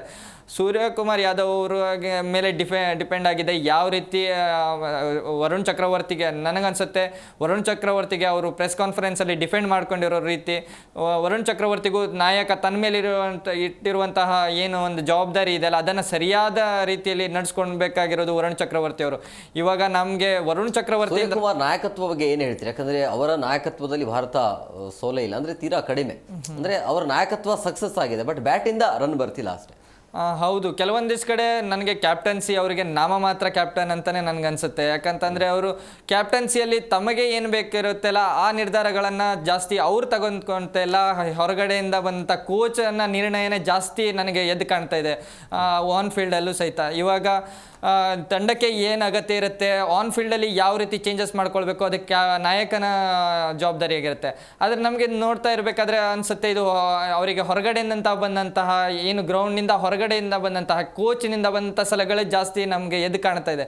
ನಮ್ಗೆ ಕಾಣ್ತಾ ಇರುತ್ತೆ ಕೆಲವೊಂದಿಷ್ಟು ಕಡೆ ಇವಾಗ ಶಿವಮ್ ದುಬೆ ಅವರಾಗಿರ್ಬೋದು, ಕೊನೆಯ ಮ್ಯಾಚ್ನಲ್ಲಿ ಶಿವಮ್ ದುಬೆಗೆ ಬೌಲಿಂಗ್ ಕೊಡೋ ನಿರ್ಧಾರಗಳು ಸ್ವಲ್ಪ ಗೊಂದಲಗಳು ಮೂಡಿದ್ವು. ಸೂರ್ಯಕುಮಾರ್ ಯಾದವ್ ಅವರಿಗೆ ಅಲ್ಲಿ ಕ್ಯಾಪ್ಟನ್ಸಿಯಲ್ಲಿ ಸ್ವಲ್ಪ ದೃಢ ನಿರ್ಧಾರ ತಗೊಳ್ಬೇಕಾಗಿರುತ್ತೆ. ಇವಾಗ ನಾವು ನೋಡಿದ್ವಿ ಸಂಜು ಸ್ಯಾಮ್ಸನ್ ಅವರನ್ನು ಕಣಕ್ಕಿಳಿಸ್ಬೇಕಾದ್ರೂ ಅವರು ಅಷ್ಟೊಂದು ಸಂಜು ಸ್ಯಾಮ್ಸನ್ ಮೇಲೆ ನಂಬಿಕೆ ಇಟ್ಟಿರಲಿಲ್ಲ. ಕೊನೆ ಮೂಮೆಂಟಲ್ಲಿ ಪ್ರೆಸ್ ಕಾನ್ಫರೆನ್ಸಲ್ಲೂ ಅದೇ ಉಡಾಫೆ ರೀತಿ ಮಾತುಗಳನ್ನು ಆಡ್ಕೊಂಡೇ ಬರ್ತಾಯಿದ್ರು. ಈ ರೀತಿ ನಾಯಕನಲ್ಲಿ ಈ ರೀತಿ ಗೊಂದಲಗಳು ಇರಬಾರ್ದು, ಉಡಾಫೆತನೂ ಇರಬಾರ್ದು. ನಾಯಕನ ನಿರ್ಧಾರ ಏನಿರಬೇಕಂದ್ರೆ ದೃಢ ನಿರ್ಧಾರ ಇರಬೇಕು. ಇಂತಹ ಒಂದು ಕ್ರೂಷಿಯಲ್ ಮ್ಯಾಚಲ್ಲಿ ವಿಶ್ವಕಪ್ T20 ವಿಶ್ವಕಪ್ನಲ್ಲಿ ನಾಯಕನ ಜವಾಬ್ದಾರಿ ತುಂಬ ಅಗತ್ಯ ಇರುತ್ತೆ. ಇಂತಹ ಒಂದು ಸನ್ನಿವೇಶದಲ್ಲಿ ಅವರು ಯಾವ ರೀತಿ ಬ್ಯಾಟಿಂಗ್, ಇವಾಗ ಬ್ಯಾಟಿಂಗ್ ಬಾಲಿಂಗ್ ಫೀಲ್ಡಿಂಗ್ ಈ ಮೂರು ತಂಡದಲ್ಲಿ ಎಷ್ಟು ನಿರ್ಣಾಯಕ ಆಗಿರುತ್ತೆ ಅಂದರೆ ಅದನ್ನು ಸರಿದೂಗಿಸ್ಕೊಂಡು ಹೋಗಿರೋದು ನಾಯಕನ ಜವಾಬ್ದಾರಿಯಾಗಿರುತ್ತೆ. ಆ ಒಂದು ಹಂತದಲ್ಲಿ ಚೆನ್ನಾಗಿನೇ ಏನೋ ತಂಡದನ್ನು ನಿಭಾಯಿಸ್ಕೊಂಡು ಹೋಗ್ತಾ ಇದ್ದಾರೆ. ಆದರೆ ಇವಾಗ ಸಣ್ಣ ಪುಟ್ಟ ಗೊಂದಲಗಳು ಇದಾವಲ್ಲ, ಅದನ್ನು ಇವಾಗಲೇ ಸರಿಪಡಿಸ್ಕೊಂಡು ಫೈನಲ್ನಲ್ಲಿ ಅದ್ಭುತವಾದ ಪ್ರದರ್ಶನ ನೀಡ್ಕೊಂಡು ಬರಬೇಕು. ನಾವು ನೋಡ್ತಾ ಇದ್ದೀವಿ ಭಾರತ ಏನು ಅವ್ರದ್ದು ಫುಲ್ ಪೊಟೆನ್ಷಿಯಲಲ್ಲಿ ಇದುವರೆಗೂ ಆಡೇ ಇಲ್ಲ. ಒಂದು ಕಡೆ ಬ್ಯಾಟಿಂಗ್ ಚೆನ್ನಾಗಿ ಆಡಿದ್ರೆ ಒಂದು ಕಡೆ ಬೌಲಿಂಗ್ನಲ್ಲಿ ನಾವು ಫೇಲ್ ಆಗ್ತಿದ್ವಿ. ಕಳೆದ ಬಾರಿ ಮ್ಯಾಚಲ್ಲೂ ಅದೇ ರೀತಿ ಆಯಿತು. ಬ್ಯಾಟಿಂಗ್ ಅಂತ ಬಂದಾಗ ನಾವು 850 ರನ್ ಗಡಿ ದಾಟಿದ್ವಿ.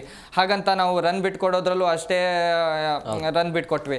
ಇನ್ನು ನಮಗೆ ಆಗಲಿಲ್ಲ, ಇಂಗ್ಲೆಂಡ್ ಕೊನೆ ತನಕ ಬಂದಿದ್ದು. ಹೌದು. ಇನ್ನು ಬುಮ್ರಾ ಅವರು ಏನೋ ಚೆನ್ನಾಗಿ ಬೌಲಿಂಗ್ ದಾಳಿ ಮಾಡ್ತಾ ಇದ್ದಾರೆ, ಆದರೆ ಅವರಿಗೆ ವರುಣ್ ಚಕ್ರವರ್ತಿಯಿಂದನೂ ಪ್ರೆಷರ್ ಜಾಸ್ತಿ ಆಗ್ತಾ ಇದೆ. ಯಾಕಂದ್ರೆ ಮತ್ತು ಒಬ್ರು ಕಾಲರ್ ಇದ್ದಾರೆ. ಹಲೋ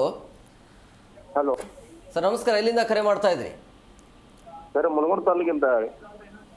ಇನ್ನೇನು ಸರ್, ಕೆಲವೇ ಕ್ಷಣಗಳಲ್ಲಿ ಪಂದ್ಯ ಆರಂಭ ಆಗತ್ತೆ. ಹಾ ಸರ್, ಕೆಲವು ದಿನ ಮೈಂಡ್ ಆರಾಮ ಆಗುತ್ತಲ್ಲ ಸರ್. ಯಾರು ಗೆಲ್ಲಬಹುದು ಇವತ್ತು?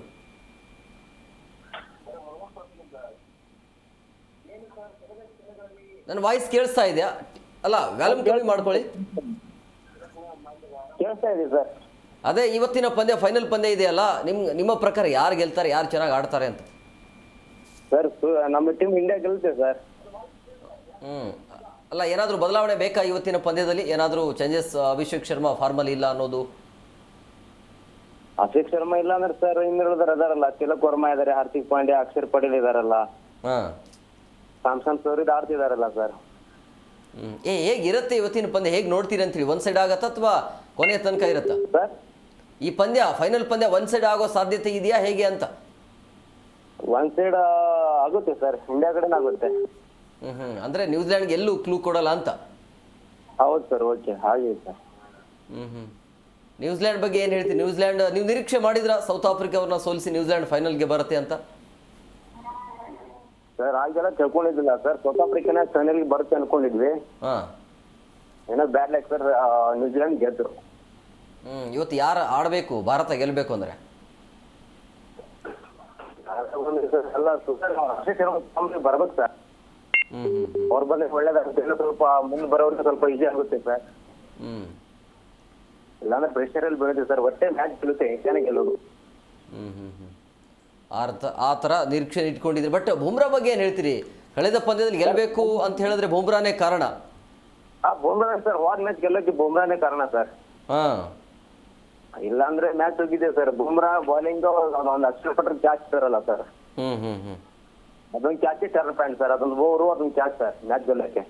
ಓಕೆ, ಸರಿ. ನೋಡಿ, ಇನ್ನೇನು ಕೆಲವೇ ಕ್ಷಣಗಳಲ್ಲಿ ಪಂದ್ಯ ಆರಂಭ ಆಗತ್ತೆ. Okay, thank you. ಎಸ್, ರಘುವೀರ್ ಅವರು ಹೇಳ್ತಾ ಇದ್ರು, ಅಂದರೆ ಇಂಡಿಯಾನೇ ಗೆಲ್ಲತ್ತೆ. ಆಲ್ಮೋಸ್ಟ್ ಎಲ್ರಿಗೂ ಗೊತ್ತಿದೆ ಇಂಡಿಯಾ ಗೆಲ್ಲತ್ತೆ ಅಂತೇಳಿ. ಬಟ್ ಅದು ರಿಪೀಟ್, ಅದು ಉಲ್ಟನೂ ಕೂಡ ಆಗುವಂಥ ಸಾಧ್ಯತೆ ಇದೆ. ನಾವು ಏನು ಕಾನ್ಫಿಡೆಂಟ್ ಇರಬೇಕು, ಬಟ್ ಓವರ್ ಕಾನ್ಫಿಡೆಂಟ್ ಇರಬಾರ್ದು. ಅದು 250 ಮೇಲೆ ಹೋದಾದ್ಮೇಲೆ ಅದು ಬಹುಶಃ ಇಂಗ್ಲೆಂಡ್ ಮೇಲೆ ಓವರ್ ಕಾನ್ಫಿಡೆಂಟ್ ಆಯಿತು ಅನ್ಸುತ್ತೆ. ಇವರು ಹೊಡೆಯೋಕೆ ರೆಡಿ ಇದ್ರಲ್ಲ, ಕೇವಲ 7 ರನ್ನಿಂದ ಸೋತಿರೋದು. ಅಂದರೆ ಆ ಪಿಚ್ಚಲ್ಲಿ 500+ ರನ್ ಬಂದಿರೋದು. ಅಂದರೆ ಈ ರೀತಿ ಪಿಚ್ ನೋಡಿದಾಗ ಪಾಪ ಬಾಲರ್ಗೆ ಏನು ಹೇಳಬೇಕು ಅಂತೇಳಿ. ಸೊ ಹಂಗಾಗಿ ಟೀಮ್ ಇಂಡಿಯಾ ಪ್ರಾಪರ್ ಪ್ಲಾನ್ ಮಾಡ್ಕೊಂಡೇ ಬರಬೇಕಾಗುತ್ತೆ. ಅದು ಪ್ರಮುಖವಾಗಿ ಅಲ್ಲೇನು ಮತ್ತು ಸೈಪರ್ಟ್ ವಿಕೆಟನ್ನು ಪ್ಲಾನ್ ಮಾಡ್ಕೊಂಡೇ ಬರಬೇಕಾಗತ್ತೆ. ಯಾವ ರೀತಿಯಾಗಿ ಪ್ಲಾನ್ ಇರಬೇಕು ಪವರ್ ಪ್ಲೇಲಿ ಅವ್ರನ್ನ ವಿಕೆಟ್ ಪಡಿಬೇಕು ಅಂದರೆ?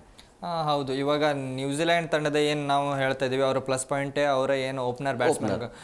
ಓಪನರ್ ಬ್ಯಾಟ್ಸ್ಮನ್ಗಳನ್ನು ನಾವು ಮೊದಲೇ ವಿಕೆಟ್ ಕೇಳೋದ್ರಿಂದ ನಮಗೆ ಅದ್ಭುತವಾದ ಒಂದು ಕಂಬ್ಯಾಕ್ ಬರುತ್ತೆ. ಮೊದಲಿಗೆ ನಾವು ಅವರ ಏನು ಆರಂಭಿಕ ಜೋಡಿನ ನಾವು ಬ್ರೇಕ್ ಮಾಡಿದ್ರೆ ನಮಗೆ ಒಂದು ಸಲೀಸಾಗಿ ನಮಗೆ ತದನಂತರ ಬರುವಂಥ ಮಧ್ಯಮ ಕ್ರಮಾಂಕ ಹೇಳುವಷ್ಟು ಬ್ಯಾಟಿಂಗ್ ಪ್ರದರ್ಶನ ತೋರ್ತಾ ಇಲ್ಲ ಟೂರ್ನಿಯುದ್ದಕ್ಕೂ. ಅವರ ಪ್ಲಸ್ ಪಾಯಿಂಟ್ ಏನಿದೆಯಲ್ಲ ಅದಕ್ಕೆ ನಾವು ಮೊದಲು ಬ್ರೇಕ್ ಮಾಡಬೇಕು. ಅವರ ಆರಂಭಿಕ ಜೋಡಿನ ಬ್ರೇಕ್ ಮಾಡಿದರೆ ರನ್ ಕಂಟ್ರೋಲ್ ಆಗುತ್ತೆ ಒಂದು ಕಡೆ. ಆದರೆ ಸಲೀಸಾಗಿ ಮಧ್ಯಮ ಕ್ರಮಾಂಕದಲ್ಲಿ ಔಟ್ ಆಫ್ ಫಾರ್ಮಲ್ಲಿರುವಂತಹ ಏನು ಆಟಗಾರರಿದ್ದಾರೆ, ಇವಾಗ ಡೆರಿಲ್ ಮಿಚೆಲ್ ಆಗಿರ್ಬೋದು, ರಚಿನ್ ರವೀಂದ್ರ ಅವರಾಗಿರ್ಬೋದು, ಟೂರ್ನಿಯುದ್ದಕ್ಕೂ ಅಷ್ಟೊಂದು ಹೇಳುವಂತಹ ಪ್ರದರ್ಶನ ನೀಡ್ಕೊಂಡು ಬಂದಿಲ್ಲ. ಅವರನ್ನು ಕಟ್ಟಿ ಹಾಕುವಂಥ ಪ್ರಯತ್ನ ಆಗಿರಬೇಕು. ಆದರೆ ನಮಗೆ ನಮ್ಮ ಭಾರತೀಯ ಬೌಲರ್ಗಳ ಸಮಸ್ಯೆನೂ ಕೂಡ ಅದೇ. ನಾವು ಭಾರತ ಬ್ಯಾಟಿಂಗ್ ಮಾಡಬೇಕಾದ್ರೆ ಆರಂಭಿಕವಾಗಿ ವಿಕೆಟ್ ಕಳ್ಕೊಳ್ತೀವಿ, ಆದರೆ ನಾವು ಆರಂಭಿಕವಾಗಿ ವಿಕೆಟ್ ತೆಗಿತಾ ಇಲ್ಲ. ಪಾಕಿಸ್ತಾನ ವಿರುದ್ಧ ಒಂದು ಹೇಳ್ಕೊಳ್ಳುವಂತಹ ಪ್ರದರ್ಶನ ಬಂತಾದರೆ ಇನ್ನು ಮಿಕ್ಕಿದ ಎಲ್ಲ ತಂಡಗಳ ವಿರುದ್ಧ ನಾವು ಏನು ಬಲಿಷ್ಠ ತಂಡದ ಎದುರು ನಾವು ವಿಕೆಟ್ ಕೀಳೋದ್ರಲ್ಲಿ ಸ್ವಲ್ಪ ಹಿಂದೆ ಉಳಿತಾ ಇದ್ದೀವಿ. ಇವರು ಹರ್ಷದೀಪ್ ಸಿಂಗ್ ಅವರಿಂದ ನಮಗೆ ಹೇಳುವಂಥ ವಿಕೆಟ್ಗಳು ಬರ್ತಾ ಇಲ್ಲ ಓಪನಿಂಗ್ ಬಾಲಿಂದ. ಇನ್ನೇನು ಕೆಲವೇ ಕ್ಷಣಗಳಲ್ಲಿ ಟಾಸ್ ಆರಂಭ ಆಗುತ್ತೆ. ಈ ಟಾಸ್ ಯಾರು ಗೆಲ್ತಾರೆ, ಅವರು ಏನು ತಗೋತಾರೆ ಅಂದರೆ ಬೌಲಿಂಗ್ ಬ್ಯಾಟಿಂಗ್ ಅನ್ನೋಂಥ ಸಹಜವಾಗಿ ಕುತೂಹಲ ಇದೆ. ಸೊ ಯಾರು ಚಾಂಪಿಯನ್ ಆಗ್ತಾರೆ ಅನ್ನೋದು, ಚೊಚ್ಚಲ ಚಾಂಪಿಯನ್ ಆಗೋದಕ್ಕೆ ನ್ಯೂಜಿಲ್ಯಾಂಡ್ ಕೂಡ ಕಾತುರದಿಂದ ಕಾಯ್ತಾ ಇದೆ. ಸೊ ಹಂಗಾಗಿ ಟಾಸ್ ಮೇಲೆ ನಿರ್ಧಾರ ಆಗುತ್ತೆ. ಏನೇ ಟಾಸ್ಕ್ ಇದ್ರೂ ಕೂಡ ಯಾರು ಚೆನ್ನಾಗಿ ಆಡ್ತಾರೆ ಅವತ್ತಿನ ದಿನ ಅದೇ ತಂಡ ಚಾಂಪಿಯನ್ ಆಗುತ್ತೆ. ಸೊ ಭಾರತಕ್ಕೂ ಕೂಡ ಒಳ್ಳೆಯ ಚಾನ್ಸ್ ಇದೆ. ಆತಿಥ್ಯ ವಹಿಸಿರುವಂಥ ದೇಶ ಭಾರತ ಮತ್ತೊಮ್ಮೆ ಚಾಂಪಿಯನ್ ಆಗೋದಕ್ಕೆ. ಸೊ ಹಂಗಾಗಿ ಇನ್ನೇನು ಕೆಲವೇ ಕ್ಷಣಗಳಲ್ಲಿ ಪಂದ್ಯ ಆರಂಭ ಆಗುತ್ತೆ. ಈಗ ಟಾಸ್ ಕೂಡ ಆಗ್ತಾ ಇರುವಂಥದ್ದು. ಹಂಗಾಗಿ ಈ ಟಾಸ್ ಗೆದ್ದಾದ ನಂತರ ಪ್ಲೇಯಿಂಗ್ ಲೆವೆಲ್ ಹೇಗಿರುತ್ತೆ ಅದ್ರ ಬಗ್ಗೆ ಚರ್ಚೆ ಮಾಡೋಣ. ಎಸ್ ರಘುವೀರ್ ಅವರೇ, ಇನ್ನೇನು ಕೆಲವೇ ಕ್ಷಣಗಳಲ್ಲಿ ಪಂದ್ಯ ಆರಂಭ ಆಗುತ್ತೆ. ಟಾಸ್ಕ್ ಏನೇ ಆದರೂ ಕೂಡ ಇಲ್ಲಿ ಎಸ್ ಈಗ ಮಾಹಿತಿ ಸಿಗ್ತಾ ಇರುವಂಥದ್ದು ನ್ಯೂಜಿಲ್ಯಾಂಡ್ ಟಾಸ್ಕ್ ಅನ್ನು ಗೆದ್ದಿದೆ ಅನ್ನೋದು. ಸೊ ಏನು ತಗೋಬಹುದು? ಸಹಜವಾಗಿ ಬೌಲಿಂಗ್ ಅಂತೂ ತಗೋತಾರೆ ಅವರು. ಹೌದು, ಬೌಲಿಂಗ್. ಯಾಕಂತಂದರೆ ಚೇಸಿಂಗಲ್ಲೇ ಅವರು ಏನು ಟೂರ್ನಿಯಲ್ಲಿ 4 ಮ್ಯಾಚ್ ಚೇಸಿಂಗ್ ಅಲ್ಲೇ ಗೆದ್ದಿದ್ದಾರೆ. 4ರಲ್ಲಿ 4 ಚೇಸಿಂಗಲ್ಲೂ 4 ಚೇಸಿಂಗಲ್ಲೇ ವಿನ್ ಆಗಿದ್ದಾರೆ. ಆ ಒಂದು ನಿಟ್ಟಿನಲ್ಲಿ ನನಗನ್ಸುತ್ತೆ ಅವರು ಚೇಸಿಂಗೇ ತಗೊಳ್ಬೋದು ಅಂತ. ಖಂಡಿತ. ಎಸ್ ವೀಕ್ಷಕರೇ, ನ್ಯೂಜಿಲೆಂಡ್ ಟಾಸ್ ಅನ್ನು ಗೆದ್ದು ಬೌಲಿಂಗ್ ಆಯ್ಕೆ ಮಾಡಿಕೊಂಡಿದೆ. ಭಾರತಕ್ಕೆ ದೊಡ್ಡ ಚಾಲೆಂಜ್ ಇದು. ಕಳೆದ ಪಂದ್ಯದಲ್ಲಿ ಭಾರತ ಎಷ್ಟು ಬಿಗ್ ಟಾರ್ಗೆಟ್ ಕೊಟ್ಟಿತ್ತಲ್ಲ ಅದೇ ರೀತಿಯಾಗಿ ಟಾರ್ಗೆಟ್ ಕೊಡಬೇಕಾಗತ್ತೆ. ಭಾರತ ಗೆಲ್ಲಬೇಕು ಅಂದರೆ ಮೊದಲ ಬಾಲಿಂದನೇ ಸ್ಟ್ರೈಕ್ನ ಜಾಸ್ತಿ ಮಾಡಿಕೊಂಡೇ ಹೋಗಬೇಕಾಗತ್ತೆ. ಇಲ್ಲಾಂದರೆ ಈ ಬ್ಯಾಟಿಂಗ್ ಪಿಚ್ ಈ ಬಾರಿ ಪಿಚ್ ಒಂಥರ ಬ್ಯಾಟಿಂಗ್ಗೆ ಅನುಕೂಲ ಮಾಡಿಕೊಟ್ಟಿರುವಂಥ ಹಿನ್ನೆಲೆಯಲ್ಲಿ ಭಾರತಕ್ಕೆ ಚಾಲೆಂಜ್ ಕೂಡ ಇದೆ. ನೀವು ಯಾವಾಗ 200+ ಅಂದರೆ ಏನಾಗ್ಬಿಡುತ್ತೆ ಗೊತ್ತಾ ರಘುವೀರೀಗ, 200 ಆಯಿತು ಅಂದರೆ ಅವರಿಗೆ ತಲೆಯಲ್ಲಿ ಏನಿರುತ್ತೆ, ಫಸ್ಟಿಂದನೇ ಹೊಡಿಬೇಕು ಅನ್ನೋಂತ ಇರುತ್ತೆ. ಯಾಕಂದ್ರೆ ಬಿಗ್ ಟಾರ್ಗೆಟ್ ಅನ್ನೋದು ಅದು ಈಸಿ ಆಗಿಬಿಡುತ್ತೆ ಚೇಸ್ ಮಾಡೋದಕ್ಕೆ. ಯಾವಾಗ 180, 170 ಇರುತ್ತಲ್ಲ ಅದು ಕಷ್ಟಕರ ಸಮಯ. ಅಂದರೆ ಯಾರು ಬೇಕಾದ್ರೂ ಗೆಲ್ಲಬಹುದು. ಬಟ್ 200 ದಾಟ್ತು ಅಂದರೆ ಯಾರು ಸೆಕೆಂಡ್ ಬ್ಯಾಟಿಂಗ್ ಬರುತ್ತಲ್ಲ ಅವರಿಗೆ ಅದು ಪ್ಲಸ್ ಆಗುತ್ತೆ. ಯಾಕಂದರೆ ಮಾಡು ಇಲ್ಲವೇ ಮಡಿ ಇರುತ್ತೆ, ಹೊಡಿಲೇಬೇಕು, ನೀವು ಬಿಗ್ ಟಾರ್ಗೆಟನ್ನು ರೀಚ್ ಮಾಡಲೇಬೇಕಾಗುತ್ತೆ. ಸೊ ಹಂಗಾಗಿ ಎಲ್ಲೋ ಒಂದು ಕಡೆ ನನ್ನ ಪ್ರಕಾರ ಈ ಪಂದ್ಯ ಗೆಲ್ಲಬೇಕು ಅಂದರೆ 180, 190 ಇರಬೇಕು, ಮಸ್ತ್ ಮಜಾ ಇರುತ್ತೆ. ನೀವು 200+ ಹೋಯ್ತು ಅಂದರೆ ಅವರು ಬಂದು ಹೊಡಿತಾನೆ ಇರ್ತಾರೆ. ಪಂದ್ಯ ಯಾರು ಬೇಕಾದರೂ ಬೇಗ ಮುಗಿಸುವಂಥ ಸಾಧ್ಯತೆ ಕೂಡ ಇರುತ್ತೆ. ಏನು ಹೇಳ್ತೀರಿ? ಬೌಲಿಂಗ್ ಆಯ್ಕೆ ಮಾಡಿಕೊಂಡಿದೆ, ಈಗ ಟೀಮ್ ಇಂಡಿಯಾ ಬ್ಯಾಟಿಂಗ್ ಬರುತ್ತೆ. ನಾನು ಅದೇ ಹೇಳ್ತಿದ್ದೆ. ಇವಾಗ ನ್ಯೂಜಿಲೆಂಡ್ ತಂಡ ಚೇಸಿಂಗ್ನಲ್ಲಿ 4 ಬಾರಿ ಚೇಸಿಂಗ್ ಆಯ್ದುಕೊಂಡಾಗ ಚೇಸಿಂಗಲ್ಲೇ ಅವ್ರು 4 ಬಾರಿ ಗೆದ್ದಿದ್ದಾರೆ. ಅದೇ ರೀತಿ ನಾವು ಭಾರತದ ನೋಡೋಕೆ ಹೋದ್ರೆ ಮೊದಲು ಬ್ಯಾಟಿಂಗ್ ಮಾಡಿನೇ ನಾವು ಅಷ್ಟು ಈ ಟೂರ್ನಿ ಉದ್ದಕ್ಕೂ ಗೆದ್ಕೊಂಡು ಬಂದಿದ್ದೇವೆ. ಅದರಲ್ಲೂ ನೋಡೋಕೆ ಹೋದ್ರೆ ಭಾರತಕ್ಕೆ ಪ್ಲಸ್. ಅದೇ ರೀತಿ ನಾವು ಇವಾಗ 800 ರನ್ ಏನು ಗಡಿ ದಾಟ್ತಂದ್ರೆ T20ಯಲ್ಲಿ 200, 250 ಸೇಫ್ ಅಲ್ಲ ಅಂತ ನಾವು ಹೇಳ್ತಾ ಇದ್ದೀವಿ. ಆದರೆ ನಾಕ್ಔಟ್ ಹಂತಕ್ಕೆ ಬಂದಾಗ ನಮಗೆ 200 ರನ್ ಗಡಿ ಸೇಫ್ ಅಂತ ಹೇಳ್ಬೋದು. ಮೇಲ್ನೋಟಕ್ಕೆ ನೋಡೋಕೆ ಬಂದಾಗ ಆಟೋಮೆಟಿಕ್ ಆಗಿ ಎದುರಾಳಿ ತಂಡಕ್ಕೆ ಪ್ರೆಷರ್ ಬೀಳುತ್ತೆ. ಇವಾಗ ನ್ಯೂಜಿಲೆಂಡ್ ತಂಡನೂ ಏನು ಬಲಿಷ್ಠ ತಂಡ ಅಂತ ಏನು ನಾವು ಹೇಳ್ತಿದ್ದೀವಿ, ಆನ್ ಪೇಪರಲ್ಲಿ ಓಕೆ. ನನಗೆ ಒಂದು ಕಡೆಯಿಂದ ನೋಡೋಕೆ ಹೋದರೆ ಅವರು ಸಹಿತ ಚೋಕರ್ ರೀತಿಯಲ್ಲೇ ನಮಗೆ ಕಾಣ್ತಾ ಇದ್ದೇವೆ. ಅವರು ಇವಾಗ ಏನು 2015 ವರ್ಲ್ಡ್ ಕಪ್ ಫೈನಲ್ ಬಂದು ಸೋತರು, 2019 ಫೈನಲ್ ಬಂದು ಸೋತರು. ಈಗ ಕಂಟಿನ್ಯೂ ಆಗಿ ಅವರು ಏನು ಅವ್ರ ಹತ್ರ ಏನು ICCಯಲ್ಲಿ ಬಂದು ಡಾಮಿನೇಟ್ ಮಾಡ್ತಾ ಇರುವಂತ ಫಸ್ಟ್ ಟೈಮ್ ನ್ಯೂಜಿಲೆಂಡ್ ಭಾರತದ ವಿರುದ್ಧ ಈ ರೀತಿ ಫೈನಲ್ ಪಂದ್ಯ ಆಡ್ತಾ ಇರೋದು T20ಯಲ್ಲಿ. ಇವಾಗ ನಾವು 2025 ಹೋದ ವರ್ಷ ಏನು ನಾವು ಚಾಂಪಿಯನ್ಸ್ ಟ್ರೋಫಿಯಲ್ಲಿ ನಾವು ಗೆದ್ದಿದ್ದೀವಿ. ಅವರಿಗೆ ಫೈನಲಲ್ಲಿ ಸೋಲ್ತಿರುವಂತಹ ಅನುಭವ ಇದೆ. ಅದೇ ಮಿಚೆಲ್ ಸಂಟ್ನರ್ ಅಂತಹ ನಾಯಕನ ಅಂಡರಲ್ಲೇ ನ್ಯೂಜಿಲೆಂಡ್ ತಂಡವನ್ನು ನಾವು ಸೋಲಿಸಿದ್ದೀವಿ. ಅದು ಏಕದಿನ ಫಾರ್ಮ್ಯಾಟ್ ಆಗಿದ್ರೆ, ಇದು T20 ಫಾರ್ಮ್ಯಾಟ್. ಇದರಲ್ಲೂ ನಮ್ಮ ಭಾರತೀಯ ಯುವ ಆಟಗಾರರು ಅವರನ್ನು ಸೋಲ್ಸ್ತಾರೆ ಅನ್ನೋ ಒಂದು ಹುಮ್ಮಸ್ಸಿನಿಂದ ಇವತ್ತು ಕಣಕ್ಕಿಳಿತಾರೆ. ನಾವು ನೋಡ್ತಾ ಇದ್ದೀವಿ, ಕಳೆದ 2 ಮ್ಯಾಚ್ನಲ್ಲೂ ನಮಗೆ ಅದ್ಭುತವಾದ ಸ್ಕೋರ್ ಬರ್ತಾ ಇದೆ. ಸಂಜು ಸ್ಯಾಮ್ಸನ್ ಉತ್ತಮ ಲಯದಲ್ಲಿದ್ದಾರೆ, ಫಾರ್ಮ್ ಕಂಡುಕೊಂಡಿದ್ದಾರೆ. ಅದೇ ರೀತಿ ನಮಗೆ ಇವಾಗ ಆಡ್ತಿರೋದು ಅಭಿಷೇಕ್ ಶರ್ಮಾ ಅವರ ಫಾರ್ಮ್. ಅವರು ಇವತ್ತಿನ ಪಂದ್ಯದಲ್ಲಿ ಕಮ್ಬ್ಯಾಕ್ ಮಾಡಿದರೆ ಚೆನ್ನಾಗಿರೋ ರನ್ನನ್ನೇ ನಾವು ಅವರಿಗೆ ಬಿಗ್ ಟಾರ್ಗೆಟನ್ನು ಕೊಡ್ಬೋದು. 200 ರನ್ ನಮಗೆ ಸೇಫ್ ಅಂತ ನನಗನ್ಸುತ್ತೆ. ಇವರು ಆಟೋಮೆಟಿಕ್ ಅವರಿಗೆ ಎದುರಾಳಿ ತಂಡಕ್ಕೆ 200 ರನ್ ಗಡಿ ದಾಟ್ತಂದ್ರೆ ಅದು ನಾಕ್ಔಟ್ ಅಂತ ಆಗಿರ್ಬೋದು, ಸೆಮಿಫೈನಲ್, ಫೈನಲ್ ಹಂತದಲ್ಲಿ ದೊಡ್ಡ ಥಾಟ್. ಕಳೆದ ಪಂದ್ಯದಲ್ಲಿ ಸೌತ್ ಆಫ್ರಿಕಾ ವಿರುದ್ಧ ಚೇಜಿಂಗ್ ಅಲ್ಲಿ ನಾವು ಗೆದ್ದಿದ್ದೀವಿ, ಬಟ್ ಚೇಜಿಂಗ್ ಬೆಟರ್ ಅಂತ ತಗೊಂಡಿರ್ಬೋದು. ಹೇಗೆ? ಹೌದು, ಅವರ ಇವಾಗ ಎದುರಾಳಿ ತಂಡನ ಈ ರೀತಿಯಲ್ಲಿ ನಾವು ಸೋಲಿಸ್ಬೋದು ಅನ್ನೋ ಒಂದು ಅಂಕಿಅಂಶ ಇಟ್ಕೊಂಡು ಅದೇ ರೀತಿ ಆಯ್ಕೆನ ಮಾಡ್ಕೊಂಡು ಬರ್ತಾ ಇದ್ದಾರೆ. ಆದರೆ ನನಗನ್ಸುತ್ತೆ ಇದು ಅವರಿಗೆ ಫೇಲ್ ಮಾಡ್ತಾರೆ. ಸೂರ್ಯಕುಮಾರ್ ಪಡೆ ಏನಿದೆ ಅಲ್ಲ, ಇವರು ಕಳೆದ 2 ಬಾರಿ ಟೂರ್ನಿಯಲ್ಲಿ 2 ಬಾರಿ 250 ರನ್ ಗಡಿ ದಾಟಿಸಿದ್ದಾರೆ. ಆ ಒಂದು ಕಾನ್ಫಿಡೆನ್ಸ್ ಅಂತೂ ಭಾರತ ತಂಡಕ್ಕಿದೆ. ಈಗ ನಾವು ಕಾದು ನೋಡಬೇಕಿರೋದು 200 ಟಾರ್ಗೆಟ್ ಕೊಡಲೇಬೇಕಾಗಿರುತ್ತೆ. ಸ್ನೇಹಿತರೆ, ಭಾರತದ ಕಡೆಯಿಂದ ಪ್ಲೇಯಿಂಗ್ 11 ಬಹಳಷ್ಟು ಗೊಂದಲ ಇತ್ತು. ಅಂದರೆ ಅಭಿಷೇಕ್ ಶರ್ಮಾ ಅವ್ರನ್ನ ಕೂಡಿಸ್ಬೇಕು, ಡೇ 1 ಫಾರ್ಮಲ್ ಇಲ್ಲ ಅಂತೇಳಿ. ಬಟ್ ಈಗ ಮಾಹಿತಿ ಪ್ರಕಾರ ಭಾರತದ ಪ್ಲೇಯಿಂಗ್ 11 ಯಾವುದೇ ರೀತಿಯಾಗಿ ಬದಲಾವಣೆ ಇಲ್ಲ. ಅಂದರೆ ಕಳೆದ ಪಂದ್ಯದಲ್ಲಿ ಯಾವ ರೀತಿಯಾಗಿ 11 ಆಟಗಾರರು ಇದ್ರಲ್ಲ ಅದೇ ಸೇಮ್ ಟು ಸೇಮ್ ಆಟಗಾರರು ಇರ್ತಾರೆ. ಯಾಕಂದರೆ ಫೈನಲ್ ಬಂದಿರೋದೇ ಅದೇ ಟೀಮ್. ಅಂದರೆ ಹಾಗಾಗಿ ಈ ರೀತಿ ಫೈನಲ್ಗೆ ಬಂದು ಅದನ್ನು ಎಕ್ಸ್ಪೆರಿಮೆಂಟ್ ಮಾಡಲಿಕ್ಕೆ ಹೋಗಲ್ಲ. ಸೊ ಅದೇ ರೀತಿಯಾಗಿರುತ್ತೆ. ಬಟ್ ಒಳ್ಳೆಯ ಅವಕಾಶ ಇದೆ ಅಭಿಷೇಕ್ ಶರ್ಮಾಗೆ ವಾಪಸ್ ಫಾರ್ಮಿಗೆ ಬರೋದಕ್ಕೆ ಮತ್ತು ಇವತ್ತಿನ ಪಂದ್ಯದಲ್ಲಿ ಚೆನ್ನಾಗಿ ಆಡಿ ಹೀರೋ ಆಗೋದಕ್ಕೆ. ಸೊ ಒಂದು ಚಾನ್ಸ್ ಇದೆ. ಹೌದು, ಅದೇ ಅಭಿಷೇಕ್ ಶರ್ಮಾ ಮತ್ತು ಅದ್ರ ಜೊತೆ ನಮಗೆ ವರುಣ್ ಚಕ್ರವರ್ತಿನೂ ಕಮ್ಬ್ಯಾಕ್ ಮಾಡಬೇಕಾಗಿದೆ. ಯಾಕಂತಂದರೆ ನಾವು ಬುಮ್ರಾ ಅವ್ರ ಮೇಲೆ ಸಾಕಷ್ಟು ಹೇರಿಕೆಗಳನ್ನು ಆಗ್ತಾಯಿದ್ದೀವಿ. ಅಂದರೆ ಸಾಕಷ್ಟು ದಬಾವ್ ಬೀಳ್ತಾ ಇದೆ ಈಗ ಬುಮ್ರಾ ಮೇಲೆ. ಅದರಿಂದ ಸ್ವಲ್ಪ ಬುಮ್ರಾಗೂ ತೊಂದರೆಗಳು ಆಗ್ಬೋದು. ನಾವು ಎಲ್ಲ ಟೈಮ್ನಲ್ಲೂ ಬುಮ್ರಾ ಅವರೇ ಬಂದು ಗೆಲ್ಲಿಸೋ ಅಂತ ಆಗಲ್ಲ. ನಮಗೆ ಬಾಲಿಂಗ್ನಲ್ಲಿ ಹಾರ್ದಿಕ್ ಪಾಂಡ್ಯ ಆಗಿರ್ಬೋದು, ಹರ್ಷದೀಪ್ ಆಗಿರ್ಬೋದು. ಇನ್ನು ಸ್ಪಿನ್ ಅಂತ ಬಂದಾಗ ನಮಗೆ ವರುಣ್ ಚಕ್ರವರ್ತಿ ಅವರ ಕಡೆಯಿಂದನೂ ಅದ್ಭುತವಾದ ಬಾಲಿಂಗ್ ಪ್ರದರ್ಶನ ನೀಡಲೇಬೇಕು, ಅದು ಫೈನಲ್ ಅಂತ ಪಂದ್ಯದಲ್ಲಿ. ಇವಾಗ ನಾವು ನೋಡ್ತಾ ಇದ್ದೀವಿ ಅದ್ಭುತವಾದ ಪ್ರದರ್ಶನ ಏನು ತೋರ್ತಾ ಇದ್ದಾರೆ. ಫಿನ್ ಎಲನ್ ಆಗಿರ್ಬೋದು, ಸೈಫರ್ಟ್ ಆಗಿರ್ಬೋದು, ರಚಿನ್ ರವೀಂದ್ರ, ಮತ್ತು ಯಾರ ಹತ್ರನೂ ಆಡದೇ ಇರುವಂಥ ಡೆರೆಲ್ ಮಿಚೆಲ್ ಅವರು ಭಾರತದ ವಿರುದ್ಧನೇ ಅವರು ಫಾರ್ಮನ್ನು ಕಂಡುಕೊಳ್ತಾ ಇದ್ದಾರೆ. ಇವಾಗ ಔಟ್ ಆಫ್ ಫಾರ್ಮ್ ಇರ್ಬೋದು, ಆದರೆ ಭಾರತ ಅಂತ ಬಂದಾಗ ಭಾರತದ ವಿರುದ್ಧನೂ ಚೆನ್ನಾಗಿರೋ ಪರ್ಫಾರ್ಮೆನ್ಸನ್ನು ನೀಡ್ಬೋದು. ಅದು ಇವರನ್ನು ಕಟ್ಟಿ ಹಾಕೋದಕ್ಕೆ ನಮಗೆ ಬುಮ್ರಾನ್ ಜೊತೆ ನಮಗೆ ಸ್ಪಿನ್ನಲ್ಲಿ ವರುಣ್ ಚಕ್ರವರ್ತಿ ಅವರ ಏನು ಕಂಬ್ಯಾಕ್ ಇದೆಯಲ್ಲ, ICC ರ್ಯಾಂಕಿಂಗ್ ನಂಬರ್ 1 ಬೌಲರ್ ಅವರು ಕಂಬ್ಯಾಕ್ ಮಾಡೋದು ಅಗತ್ಯ ಇದೆ ಈ ಒಂದು ಮ್ಯಾಚ್ನಲ್ಲಿ. ಈಗ ಕಳೆದ ಬಾರಿ ಏನು ಮ್ಯಾಚ್ ಇದೆ ಅದು ಸಂಪೂರ್ಣವಾಗಿ ಮರೆತು ಇವತ್ತಿನ ವರುಣ್ ಚಕ್ರವರ್ತಿ ಏನಂದರೆ ಮ್ಯಾಚ್ ವಿನ್ನಿಂಗ್ ಪರ್ಫಾರ್ಮೆನ್ಸ್ ಅಂತೂ ನೀಡಲೇಬೇಕು. ಇದು ಏನಂದರೆ ಈಗ ಸ್ಪಿನ್ ಪಿಚ್ ಆಗಿ ಅಷ್ಟೊಂದು ನೆರವು ಇಲ್ಲದೆ ಇರ್ಬೋದು, ಆದರೆ ವರುಣ್ ಚಕ್ರವರ್ತಿ ಅವರಿಗೆ ತಂಡದಲ್ಲಿ ಇವಾಗ ಸ್ಥಾನನ ಕೊಟ್ಟಿದ್ದಾರೆ. ಇವಾಗ ಕಳೆದ ಬಾರಿ ಕಳಪೆ ಫಾರ್ಮ್ನಿಂದ ಕಳಪೆ ಆಟವನ್ನು ಹೊರತುಪಡಿಸಿನೂ ನಾಯಕ ಇವ್ರ ಮೇಲೆ ನಂಬಿಕೆ ಇಟ್ಟಿರೋದ್ರಿಂದ ಆ ನಂಬಿಕೆ ಉಳಿಸಿಕೊಳ್ಳುವಂಥ ಆಟ ವರುಣ್ ಚಕ್ರವರ್ತಿಯಿಂದ ಬರಬೇಕಾಗಿರುತ್ತೆ. ಇನ್ನು ಬೌಲಿಂಗ್ ಅಂತ ಬಂದಾಗ ಹರ್ಷದೀಪ್ ಮತ್ತು ಹಾರ್ದಿಕ್ ಪಾಂಡ್ಯ ಅವರಿಂದನೂ ಸಾಕಷ್ಟು ರನ್ ಕಂಟ್ರೋಲ್ ಮಾಡಬೇಕಾಗಿರುತ್ತೆ. ಎಲ್ಲ ನಾವು ಬುಮ್ರಾ ಅವ್ರ ಮೇಲೇ ನೆಚ್ಕೊಂಡು ಕೂತ್ಕೊಂಡಿರೋಕ್ಕಾಗೋದಿಲ್ಲ. ಯಾಕಂತಂದರೆ ಬುಮ್ರಾ ಅವರು ಎಷ್ಟಂತ ಹೋರಾಟ ಮಾಡ್ತಾರೆ. ಕಳೆದ ಬಾರಿನೂ ನಾವು ನೋಡಿದ್ವಿ, ಕೊನೆಯ ಒಂದು ಓವರ್ ಉಳ್ಕೊಂಡಾಗ ನಾವು ಯಾರನ್ನು ಬೌಲಿಂಗ್ಗೆ ಕ್ಯಾಪ್ಟನ್ ನೀಡ್ತಾರೆ ಅಂದಾಗ ಅಕ್ಷರ್ ಪಟೇಲನ್ನು ಕೊಡ್ಬೋದಾ ಅಥವಾ ಇನ್ಯಾವುದೇ ಬೌಲರ್ಗಳ ಮೇಲೆ ಇನ್ಯಾವುದೇ ಎಕ್ಸ್ಪೆರಿಮೆಂಟ್ ಮಾಡ್ತಾರಾ ಅನ್ಬೇಕಾದ್ರೆ ನಾವು ಶಿವಮ್ ದುಬೆ ಅವರನ್ನು ಕೊಡ್ತಾ ಇದ್ದೀವಿ. ಶಿವಮ್ ದುಬೆ ಅವರು ದುಬಾರಿ ಆಗಿರ್ತಾರೆ. ಅವರಿಗೆ ಕೊಟ್ಟಂಥ ಏನು ಕೊನೆ ಮೂಮೆಂಟ್ನಲ್ಲಿ 24 ರನ್ ಬೇಕಾದಾಗ 30 ರನ್ ಬೇಕಾದಾಗ ನಾವು ಸೋಲೋದು 7 ರನ್ನಿಂದ. ಹಾಗಾಗಿ ಭಾರತೀಯ ಬೌಲರ್ಗಳು ಸ್ವಲ್ಪ ರನ್ನನ್ನು ಕಟ್ಟಿ ಹಾಕುವಂಥ ಪ್ರಯತ್ನ ಮಾಡಬೇಕಾಗಿರುತ್ತೆ. ಯಾಕಂದರೆ ಇವಾಗ ನಮಗೆ ಈ ಸೆಕೆಂಡ್ ಬ್ಯಾಟಿಂಗ್ಗೆ ಅವರಿಗೆ ಡ್ಯೂ ಫ್ಯಾಕ್ಟರ್ ಇರೋದ್ರಿಂದ ಸ್ವಲ್ಪ ಸಹಕಾರಿಯಾಗಿರುತ್ತೆ. ಅವಾಗ ಚೇಸಿಂಗ್ ಅಂತ ಬಂದಾಗ ಸ್ವಲ್ಪ ರನ್ ಕಂಟ್ರೋಲ್ ಮೊದಲೇ ಓವರಿಂದನೇ ಮಾಡಬೇಕು. ಕಳೆದ ಬಾರಿ ನಾವೇನು ತಪ್ಪುಗಳನ್ನು ಮಾಡ್ಕೊಂಡು ಬಂದಿದ್ದೇವಲ್ಲ ಇಂಗ್ಲೆಂಡ್ ವಿರುದ್ಧ, ಆ ತಪ್ಪು ಇಲ್ಲಿ ಮರುಕಳಿಸಿದ ರೀತಿಯಲ್ಲಿ ಭಾರತೀಯ ಬೌಲರ್ಗಳು ನೋಡ್ಕೊಂಡು ಹೋಗಬೇಕಾಗಿರುತ್ತೆ. ಭಾರತ ಅಂತ ಬಂದಾಗ ಬ್ಯಾಟಿಂಗ್ ಆಗಿರೋದ್ರಿಂದಾಗಿ ಅಲ್ಲಿ ನಮಗೆ ಥ್ರೆಟ್ ಆಗೋರು ಯಾರು ಅಂದರೆ ನ್ಯೂಜಿಲೆಂಡ್ ಕಡೆ ಬೌಲಿಂಗ್ ಅಂತ ಬಂದಾಗ ಫಾಸ್ಟ್ ಬಾಲರ್ ಅಥವಾ ಸ್ಪಿನ್ನರ್. ಯಾಕೆಂದರೆ ಸ್ಯಾಂಟ್ನರ್ ಚೆನ್ನಾಗಿ ಬೌಲಿಂಗ್ ಮಾಡ್ತಾರೆ, ಆಮೇಲೆ ಅದ್ಭುತ ಫೀಲ್ಡಿಂಗ್ ಕೂಡ ಅವರು.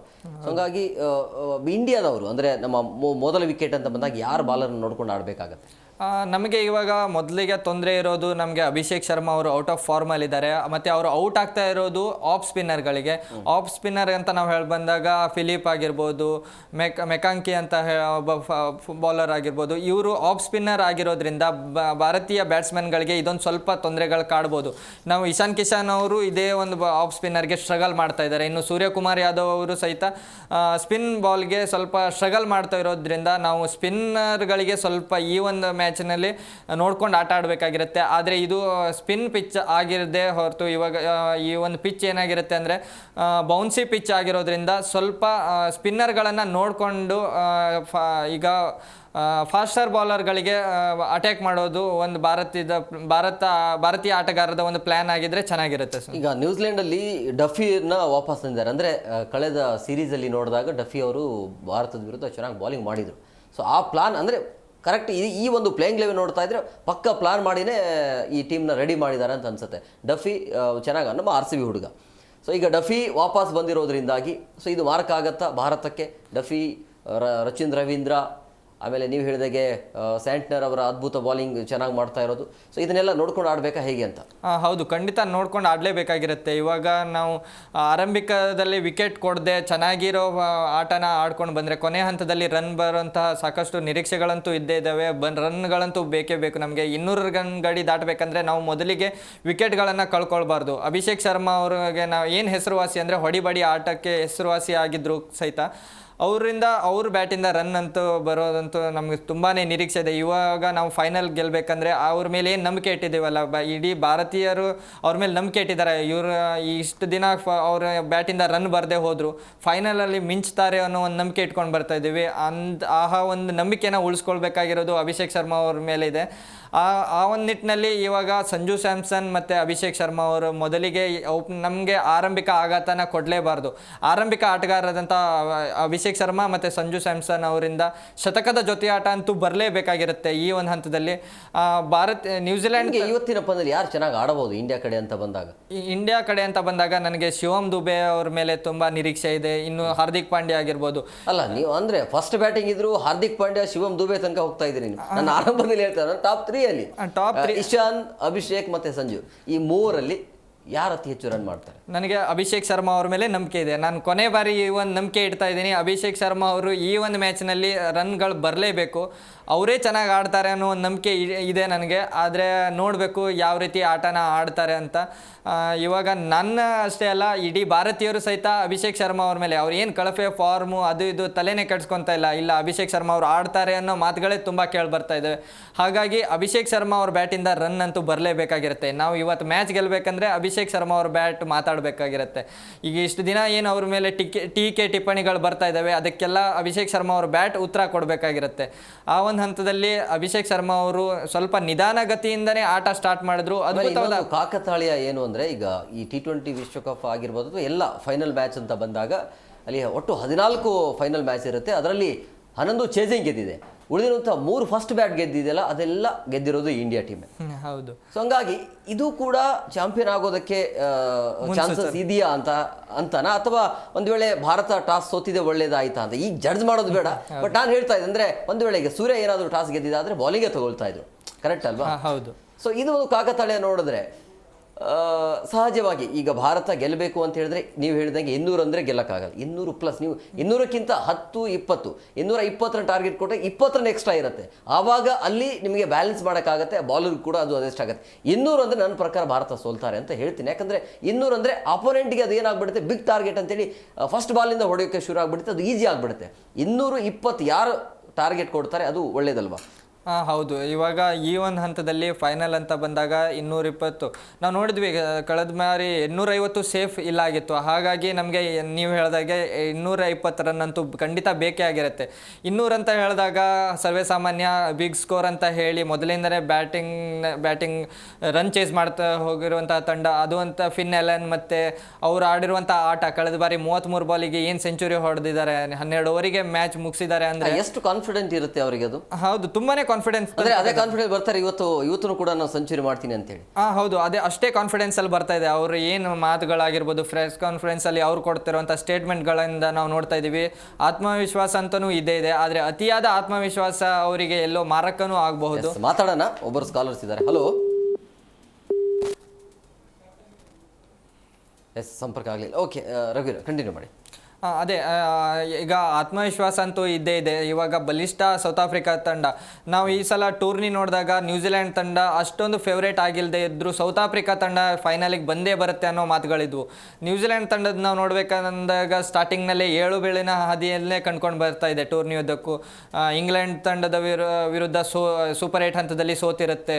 ಪಾಕಿಸ್ತಾನ ಮತ್ತು ನ್ಯೂಜಿಲೆಂಡ್ ನಡುವೆ ಪೈಪೋಟಿ ಆಗಿರುತ್ತೆ. ರನ್ ರೇಟ್ ಆಧಾರದ ಮೇಲೆ ನ್ಯೂಜಿಲೆಂಡ್ ಒಳಗೆ ಬಂದ ತಕ್ಷಣ ಸೌತ್ ಆಫ್ರಿಕಾನೂ ಅಂದ್ಕೊಂಡೇ ಇರಲಿಲ್ಲ ನಾವು ನ್ಯೂಜಿಲೆಂಡ್ ತಂಡದ ವಿರುದ್ಧ ಸೋತು ಮನೆ ಹೋಗ್ತೀವಿ ಅಂತ. ಅವರು ಒಂದು ಅತಿಯಾದ ಆತ್ಮವಿಶ್ವಾಸನೇ ಸೌತ್ ಆಫ್ರಿಕಾಗೂ ಕೈ ಕೊಟ್ಟಿದೆ ಅಂತಲೇ ಹೇಳ್ಬೋದು. ಅತಿಯಾದ ಆತ್ಮವಿಶ್ವಾಸದಿಂದನೇ ಸೌತ್ ಆಫ್ರಿಕಾ ಮನೆಗೆ ಹೋಯ್ತು ಅನ್ನೋ ಒಂದು ಪ್ರಶ್ನೆ ಅಂತೂ ಅವ್ರು ಕಂಡುಕೊಳ್ಬೇಕಾಗಿದೆ ಸೌತ್ ಆಫ್ರಿಕಾ ತಂಡ.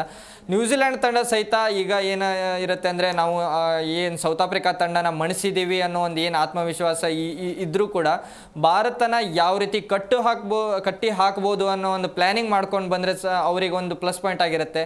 ಇಲ್ಲ ನಾವು ಹಿಂದಿನ ಮ್ಯಾಚ್ ಗೆದ್ದಿದ್ದೀವಿ ಅಂತ ಹೇಳಿ ಇಲ್ಲೂ ಬಂದು ಅದೇ ರೀತಿ ಅತಿಯಾದ ಆತ್ಮವಿಶ್ವಾಸದಿಂದ ಬಂದರೆ ಸೋಲು ಖಚಿತ ಅಂತಲೇ ಹೇಳ್ಬೋದು. ಯಾಕಂತಂದರೆ ಭಾರತ ಪವರ್ ಪ್ಲೇಲಿ ಎಷ್ಟು ರನ್ ಹೊಡಿಬೇಕು?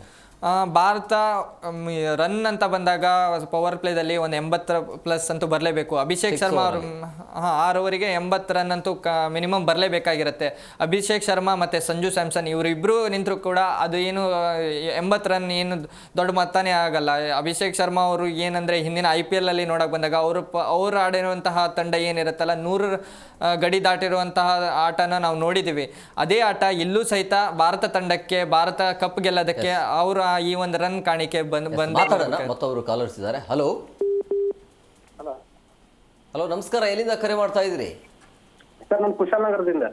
ಹೇಳಿ ಸರ್, ಇನ್ನೇನು ಕೆಲವೇ ಕ್ಷಣಗಳಲ್ಲಿ ಪಂದ್ಯ ಆರಂಭ ಆಗುತ್ತೆ, ಹೇಗೆ ವಿಶ್ ಮಾಡ್ತೀರಿ? ಇಂಡಿಯಾಗೆ ಆಲ್ ದ ಬೆಸ್ಟ್ ಹೇಳ್ತೀವಿ ಸರ್. ಯಾರು ಚೆನ್ನಾಗಿ ಆಡ್ಬೋದು, ಯಾರು ಚೆನ್ನಾಗಿ ಆಡಬೇಕು? ನಮಗದು ಅಭಿಷೇಕ್ ಶರ್ಮಾ ಅವ್ರು ಚೆನ್ನಾಗಿ ಆಡ್ಬೇಕು ಸರ್. ಇಂಡಿಯಾ ಗೆಲ್ಲುತ್ತಾ? ಈಗ ಟಾಸ್ ಸೋತಿದ್ದಾರೆ ಇಂಡಿಯಾ, ಈಗ ಬ್ಯಾಟಿಂಗ್ ಇರೋದು. ಬ್ಯಾಟಿಂಗ್ ಇದೆ ಸರ್. ಮ್ಯಾಚ್ ಅಂತೂ ಚೆನ್ನಾಗಿರುತ್ತೆ, ಹೈ ವೋಲ್ಟೇಜ್ ಮ್ಯಾಚ್ ಇರುತ್ತೆ. ಈಗ ಎಷ್ಟು ಟಾರ್ಗೆಟ್ನ ಸೆಟ್ ಮಾಡಬೇಕಾಗುತ್ತೆ ಈಗ ನ್ಯೂಜಿಲೆಂಡ್ ವಿರುದ್ಧ ಗೆಲ್ಲಬೇಕು ಅಂತ ಹೇಳಿದ್ರೆ? ನನ್ನ ಅಂದಾಜು ಒಂದು 180-190 ಸಾಕು ಸರ್. ಬೌಲಿಂಗ್ ಲೈನ್ ಚೆನ್ನಾಗಿದೆ. ಇಂಡಿಯಾದ ಬೌಲಿಂಗ್ ಲೈನ್ ಅಪ್ ಚೆನ್ನಾಗಿದೆ ಸರ್. ಅಂದ್ರೆ ಫೈಟ್ ಇರುತ್ತೆ ಸರ್.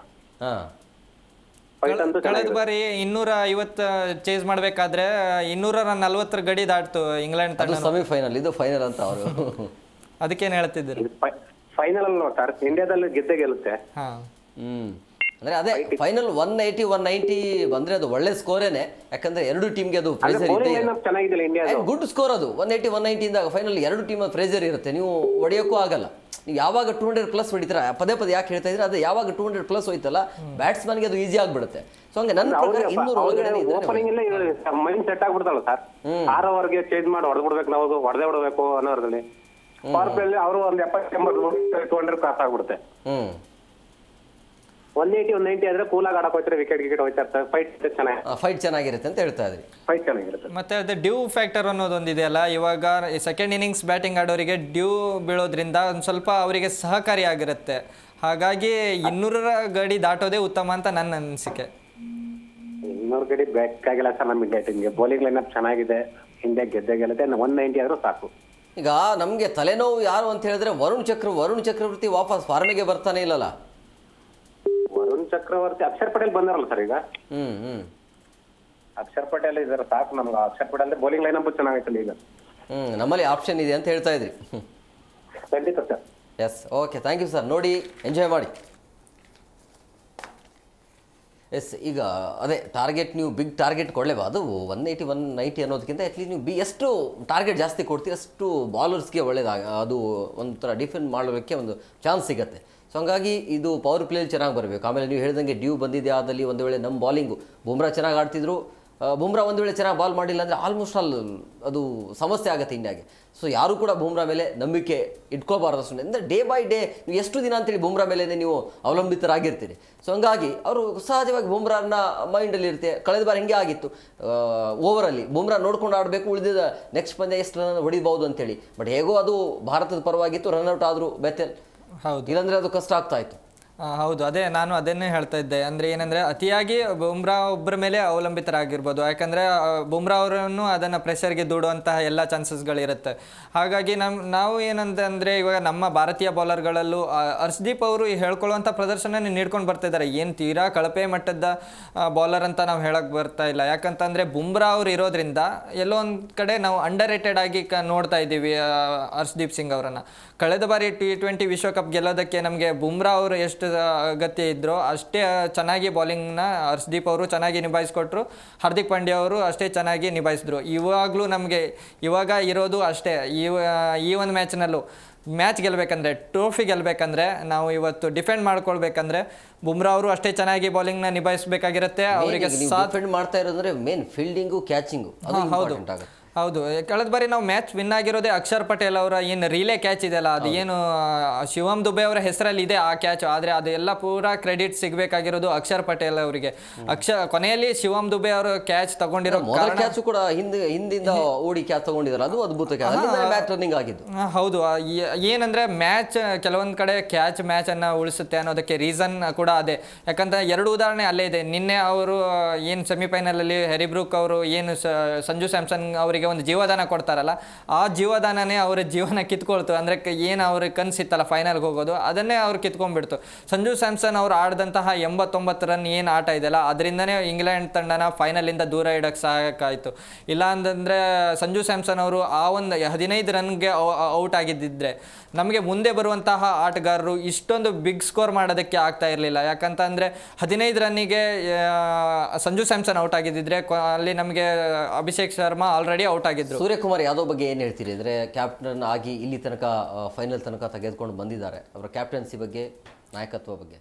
ಕ್ಯಾಪ್ಟನ್ಸಿ ಅಂತ ಬಂದಾಗ ಚೆನ್ನಾಗಿ ಕ್ಯಾಪ್ಟನ್ಸಿಯನ್ನು ನಿಭಾಯಿಸ್ಕೊಂಡು ಬರ್ತಾ ಇದ್ದಾರೆ. ಆದರೆ ನಾವೇನು ಅಂದ್ಕೊಳ್ತಿದ್ದೀವಿ ಅಂದರೆ, ನಮಗೆ ಕ್ಯಾಪ್ಟನ್ಸಿಯಲ್ಲಿ ನಾವು ಧೋನಿ ಅವರ ಕ್ಯಾಪ್ಟನ್ಸಿ ನೋಡ್ಕೊಂಡು ಬಂದಿದ್ದೀವಿ, ರೋಹಿತ್ ಶರ್ಮಾ ಅವ್ರ ಕ್ಯಾಪ್ಟನ್ಸಿ ನೋಡ್ಕೊಂಡು ಬಂದಿದ್ದೀವಿ, ವಿರಾಟ್ ಕೊಹ್ಲಿ ಅವ್ರ ಕ್ಯಾಪ್ಟನ್ಸಿ ನೋಡ್ಕೊಂಡು ಬಂದಿದ್ದೀವಿ.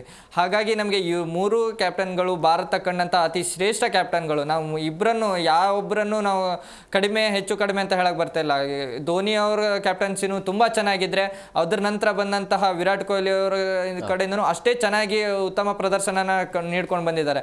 ಅದೇ ರೀತಿ ರೋಹಿತ್ ಶರ್ಮಾ ಅವರು 2 ICC ಟ್ರೋಫಿನ ಗೆಲ್ಸ್ಕೊಂಡು ಕೊಟ್ಟಿದ್ದಾರೆ. ಅದೇ ರೀತಿ ತಂಡನ ಅವ್ರು ಕಟ್ಟಿ ಹೋದಂತಹ ತಂಡನೇ ಆಲ್ಮೋಸ್ಟ್ ಈ ಒಂದು T20 ವರ್ಲ್ಡ್ ಕಪ್ ಆಡ್ತಾ ಇದೆ. ಹಾಗಾಗಿ ನಮಗೆ ಸೂರ್ಯಕುಮಾರ್ ಯಾದವ್ ಅವರು ಸ್ವಲ್ಪ ನಿರ್ಧಾರ ತಗೊಳ್ಳೋದ್ರಲ್ಲಿ ದೃಢ ನಿರ್ಧಾರನ ತಗೊಳ್ಬೇಕಾಗಿರುತ್ತೆ. ಜವಾಬ್ದಾರಿಯುತವಾದ ಸ್ಥಾನ ಏನಿದೆಯಲ್ಲ ಕ್ಯಾಪ್ಟನನ್ನು, ತಂಡನ ನಿಭಾಯಿಸ್ಕೊಂಡು ಹೋಗೋದು ಅದ್ಭುತವಾಗಿ ನಿಭಾಯಿಸ್ಕೊಂಡು ಹೋಗ್ತಾ ಇದ್ದಾರೆ. ಆದರೆ ಆಯ್ಕೆಯ ವಿಚಾರ ಅಂತ ಬಂದಾಗ ತಂಡವನ್ನು ಈಗ ಕೆಲವೊಂದಿಷ್ಟು ಗೊಂದಲಗಳನ್ನು ಬಗೆಹರಿಸ್ಕೊಳ್ಳೋದು ಈಗ ಆನ್ ಫೀಲ್ಡಲ್ಲಿ ಇರುವಂತಹ ಸೂರ್ಯಕುಮಾರ್ ಯಾದವ್ ಅವರೇ ಅದನ್ನು ನಿಭಾಯಿಸ್ಕೊಂಡು ಹೋಗಿದ್ರೆ ಚೆನ್ನಾಗಿರುತ್ತೆ. ಕೋಚ್ಗಳು ಹಸ್ತಕ್ಷೇಪ ಅಷ್ಟೊಂದು ಇರಬಾರ್ದು. ಕೋಚನ್ನು ಏನಿರುತ್ತೆ ಅಂದರೆ ಕೆಲವೊಂದಿಷ್ಟು ಇನ್ಸ್ಟ್ರಕ್ಷನ್ ಕೊಡೋದು ಅಷ್ಟೇ ಅವ್ರ ಜವಾಬ್ದಾರಿಯಾಗಿರುತ್ತೆ, ಅವ್ರ ಕೆಲಸ ಆಗಿರುತ್ತೆ. ಆದರೆ ಆನ್ ಫೀಲ್ಡ್ ಅಂತ ಬಂದಾಗ ಅದರ ಪೂರ್ತಿ ಜವಾಬ್ದಾರಿ ಕ್ಯಾಪ್ಟನ್ದೇ ಆಗಿರುತ್ತೆ. ನಾವು ಇದನ್ನು ಕೊಹ್ಲಿ ಅವ್ರ ಕ್ಯಾಪ್ಟನ್ಸಿಯಲ್ಲೂ ಅದೇ ರೀತಿ ಆಟಗಳನ್ನು ನೋಡ್ಕೊಂಡು ಬಂದಿದ್ದೀವಿ. ಧೋನಿ ಅವರ ನಿರ್ಧಾರಗಳು ಇಷ್ಟೇ ಚೆನ್ನಾಗಿರ್ತಿದ್ವು, ರೋಹಿತ್ ಶರ್ಮಾ ಅವರ ನಿರ್ಧಾರಗಳು ಅಷ್ಟೇ ಚೆನ್ನಾಗಿರ್ತಿದ್ವು.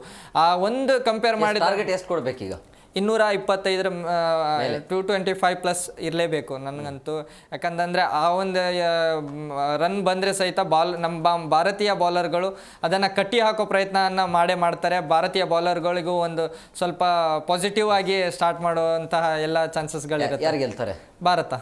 S, thank you very much ಇಷ್ಟೊತ್ತು ಕಾರ್ಯಕ್ರಮಕ್ಕೆ ಜಾಯ್ನ್ ಆಗಿದ್ದಕ್ಕೆ. ಎಸ್, ನೋಡಿದ್ರಲ್ಲ ವೀಕ್ಷಕರು, ಇನ್ನೇನು ಕೆಲವೇ ಕ್ಷಣಗಳಲ್ಲಿ ಈ ಪಂದ್ಯ ಆರಂಭ ಆಗುತ್ತೆ. ಸೊ ಹಂಗಾಗಿ ಈ ಪಂದ್ಯವನ್ನು ಯಾರು ಕೂಡ ಮಿಸ್ ಮಾಡ್ಕೊಳ್ಬೇಡಿ, ನೋಡಿ ಮಜಾ ಮಾಡಿ. ಅದರ ಜೊತೆಗೆ all the very best, team India ಗೆದ್ದು ಬರಲಿ ಅಂಥೇಳಿ ಹಾರೈಸ್ತಾ ಇವತ್ತಿನ ಈ ಒಂದು ಕ್ರೀಡಾ ಕಾರ್ಯಕ್ರಮ ಏನಿದೆಯಲ್ಲ, ಸೊ ಬೆಳಗ್ಗೆ 3 ಗಂಟೆ ಮತ್ತು ಸಂಜೆ 6 ಗಂಟೆ ನಿರಂತರವಾಗಿತ್ತು. ಯಾಕಂದರೆ ಅಷ್ಟೊಂದು ಕುತೂಹಲ ಇರುವಂಥ ಪಂದ್ಯ ಆಗತ್ತೆ. ಅದರ ಜೊತೆಗೆ ಒಂದು ಒಳ್ಳೆಯ ಅವಕಾಶ ಇದೆ ಭಾರತಕ್ಕೆ ಮತ್ತೊಮ್ಮೆ ಚಾಂಪಿಯನ್ ಆಗೋದಕ್ಕೆ. ಸೊ ನೋಡಿ ಮಜಾ ಮಾಡಿ ಅಂತ ಹೇಳ್ತಾ ಇವತ್ತಿನ ಕಾರ್ಯಕ್ರಮನ ಮುಗಿಸ್ತಾ ಇದ್ದೀವಿ. ನೋಡ್ತಾ ಇರಿ ಜಿ ಕನ್ನಡ ನ್ಯೂಸ್, ಸತ್ಯವೇ ಸುದ್ದಿಯ ಜೀವಾಳ.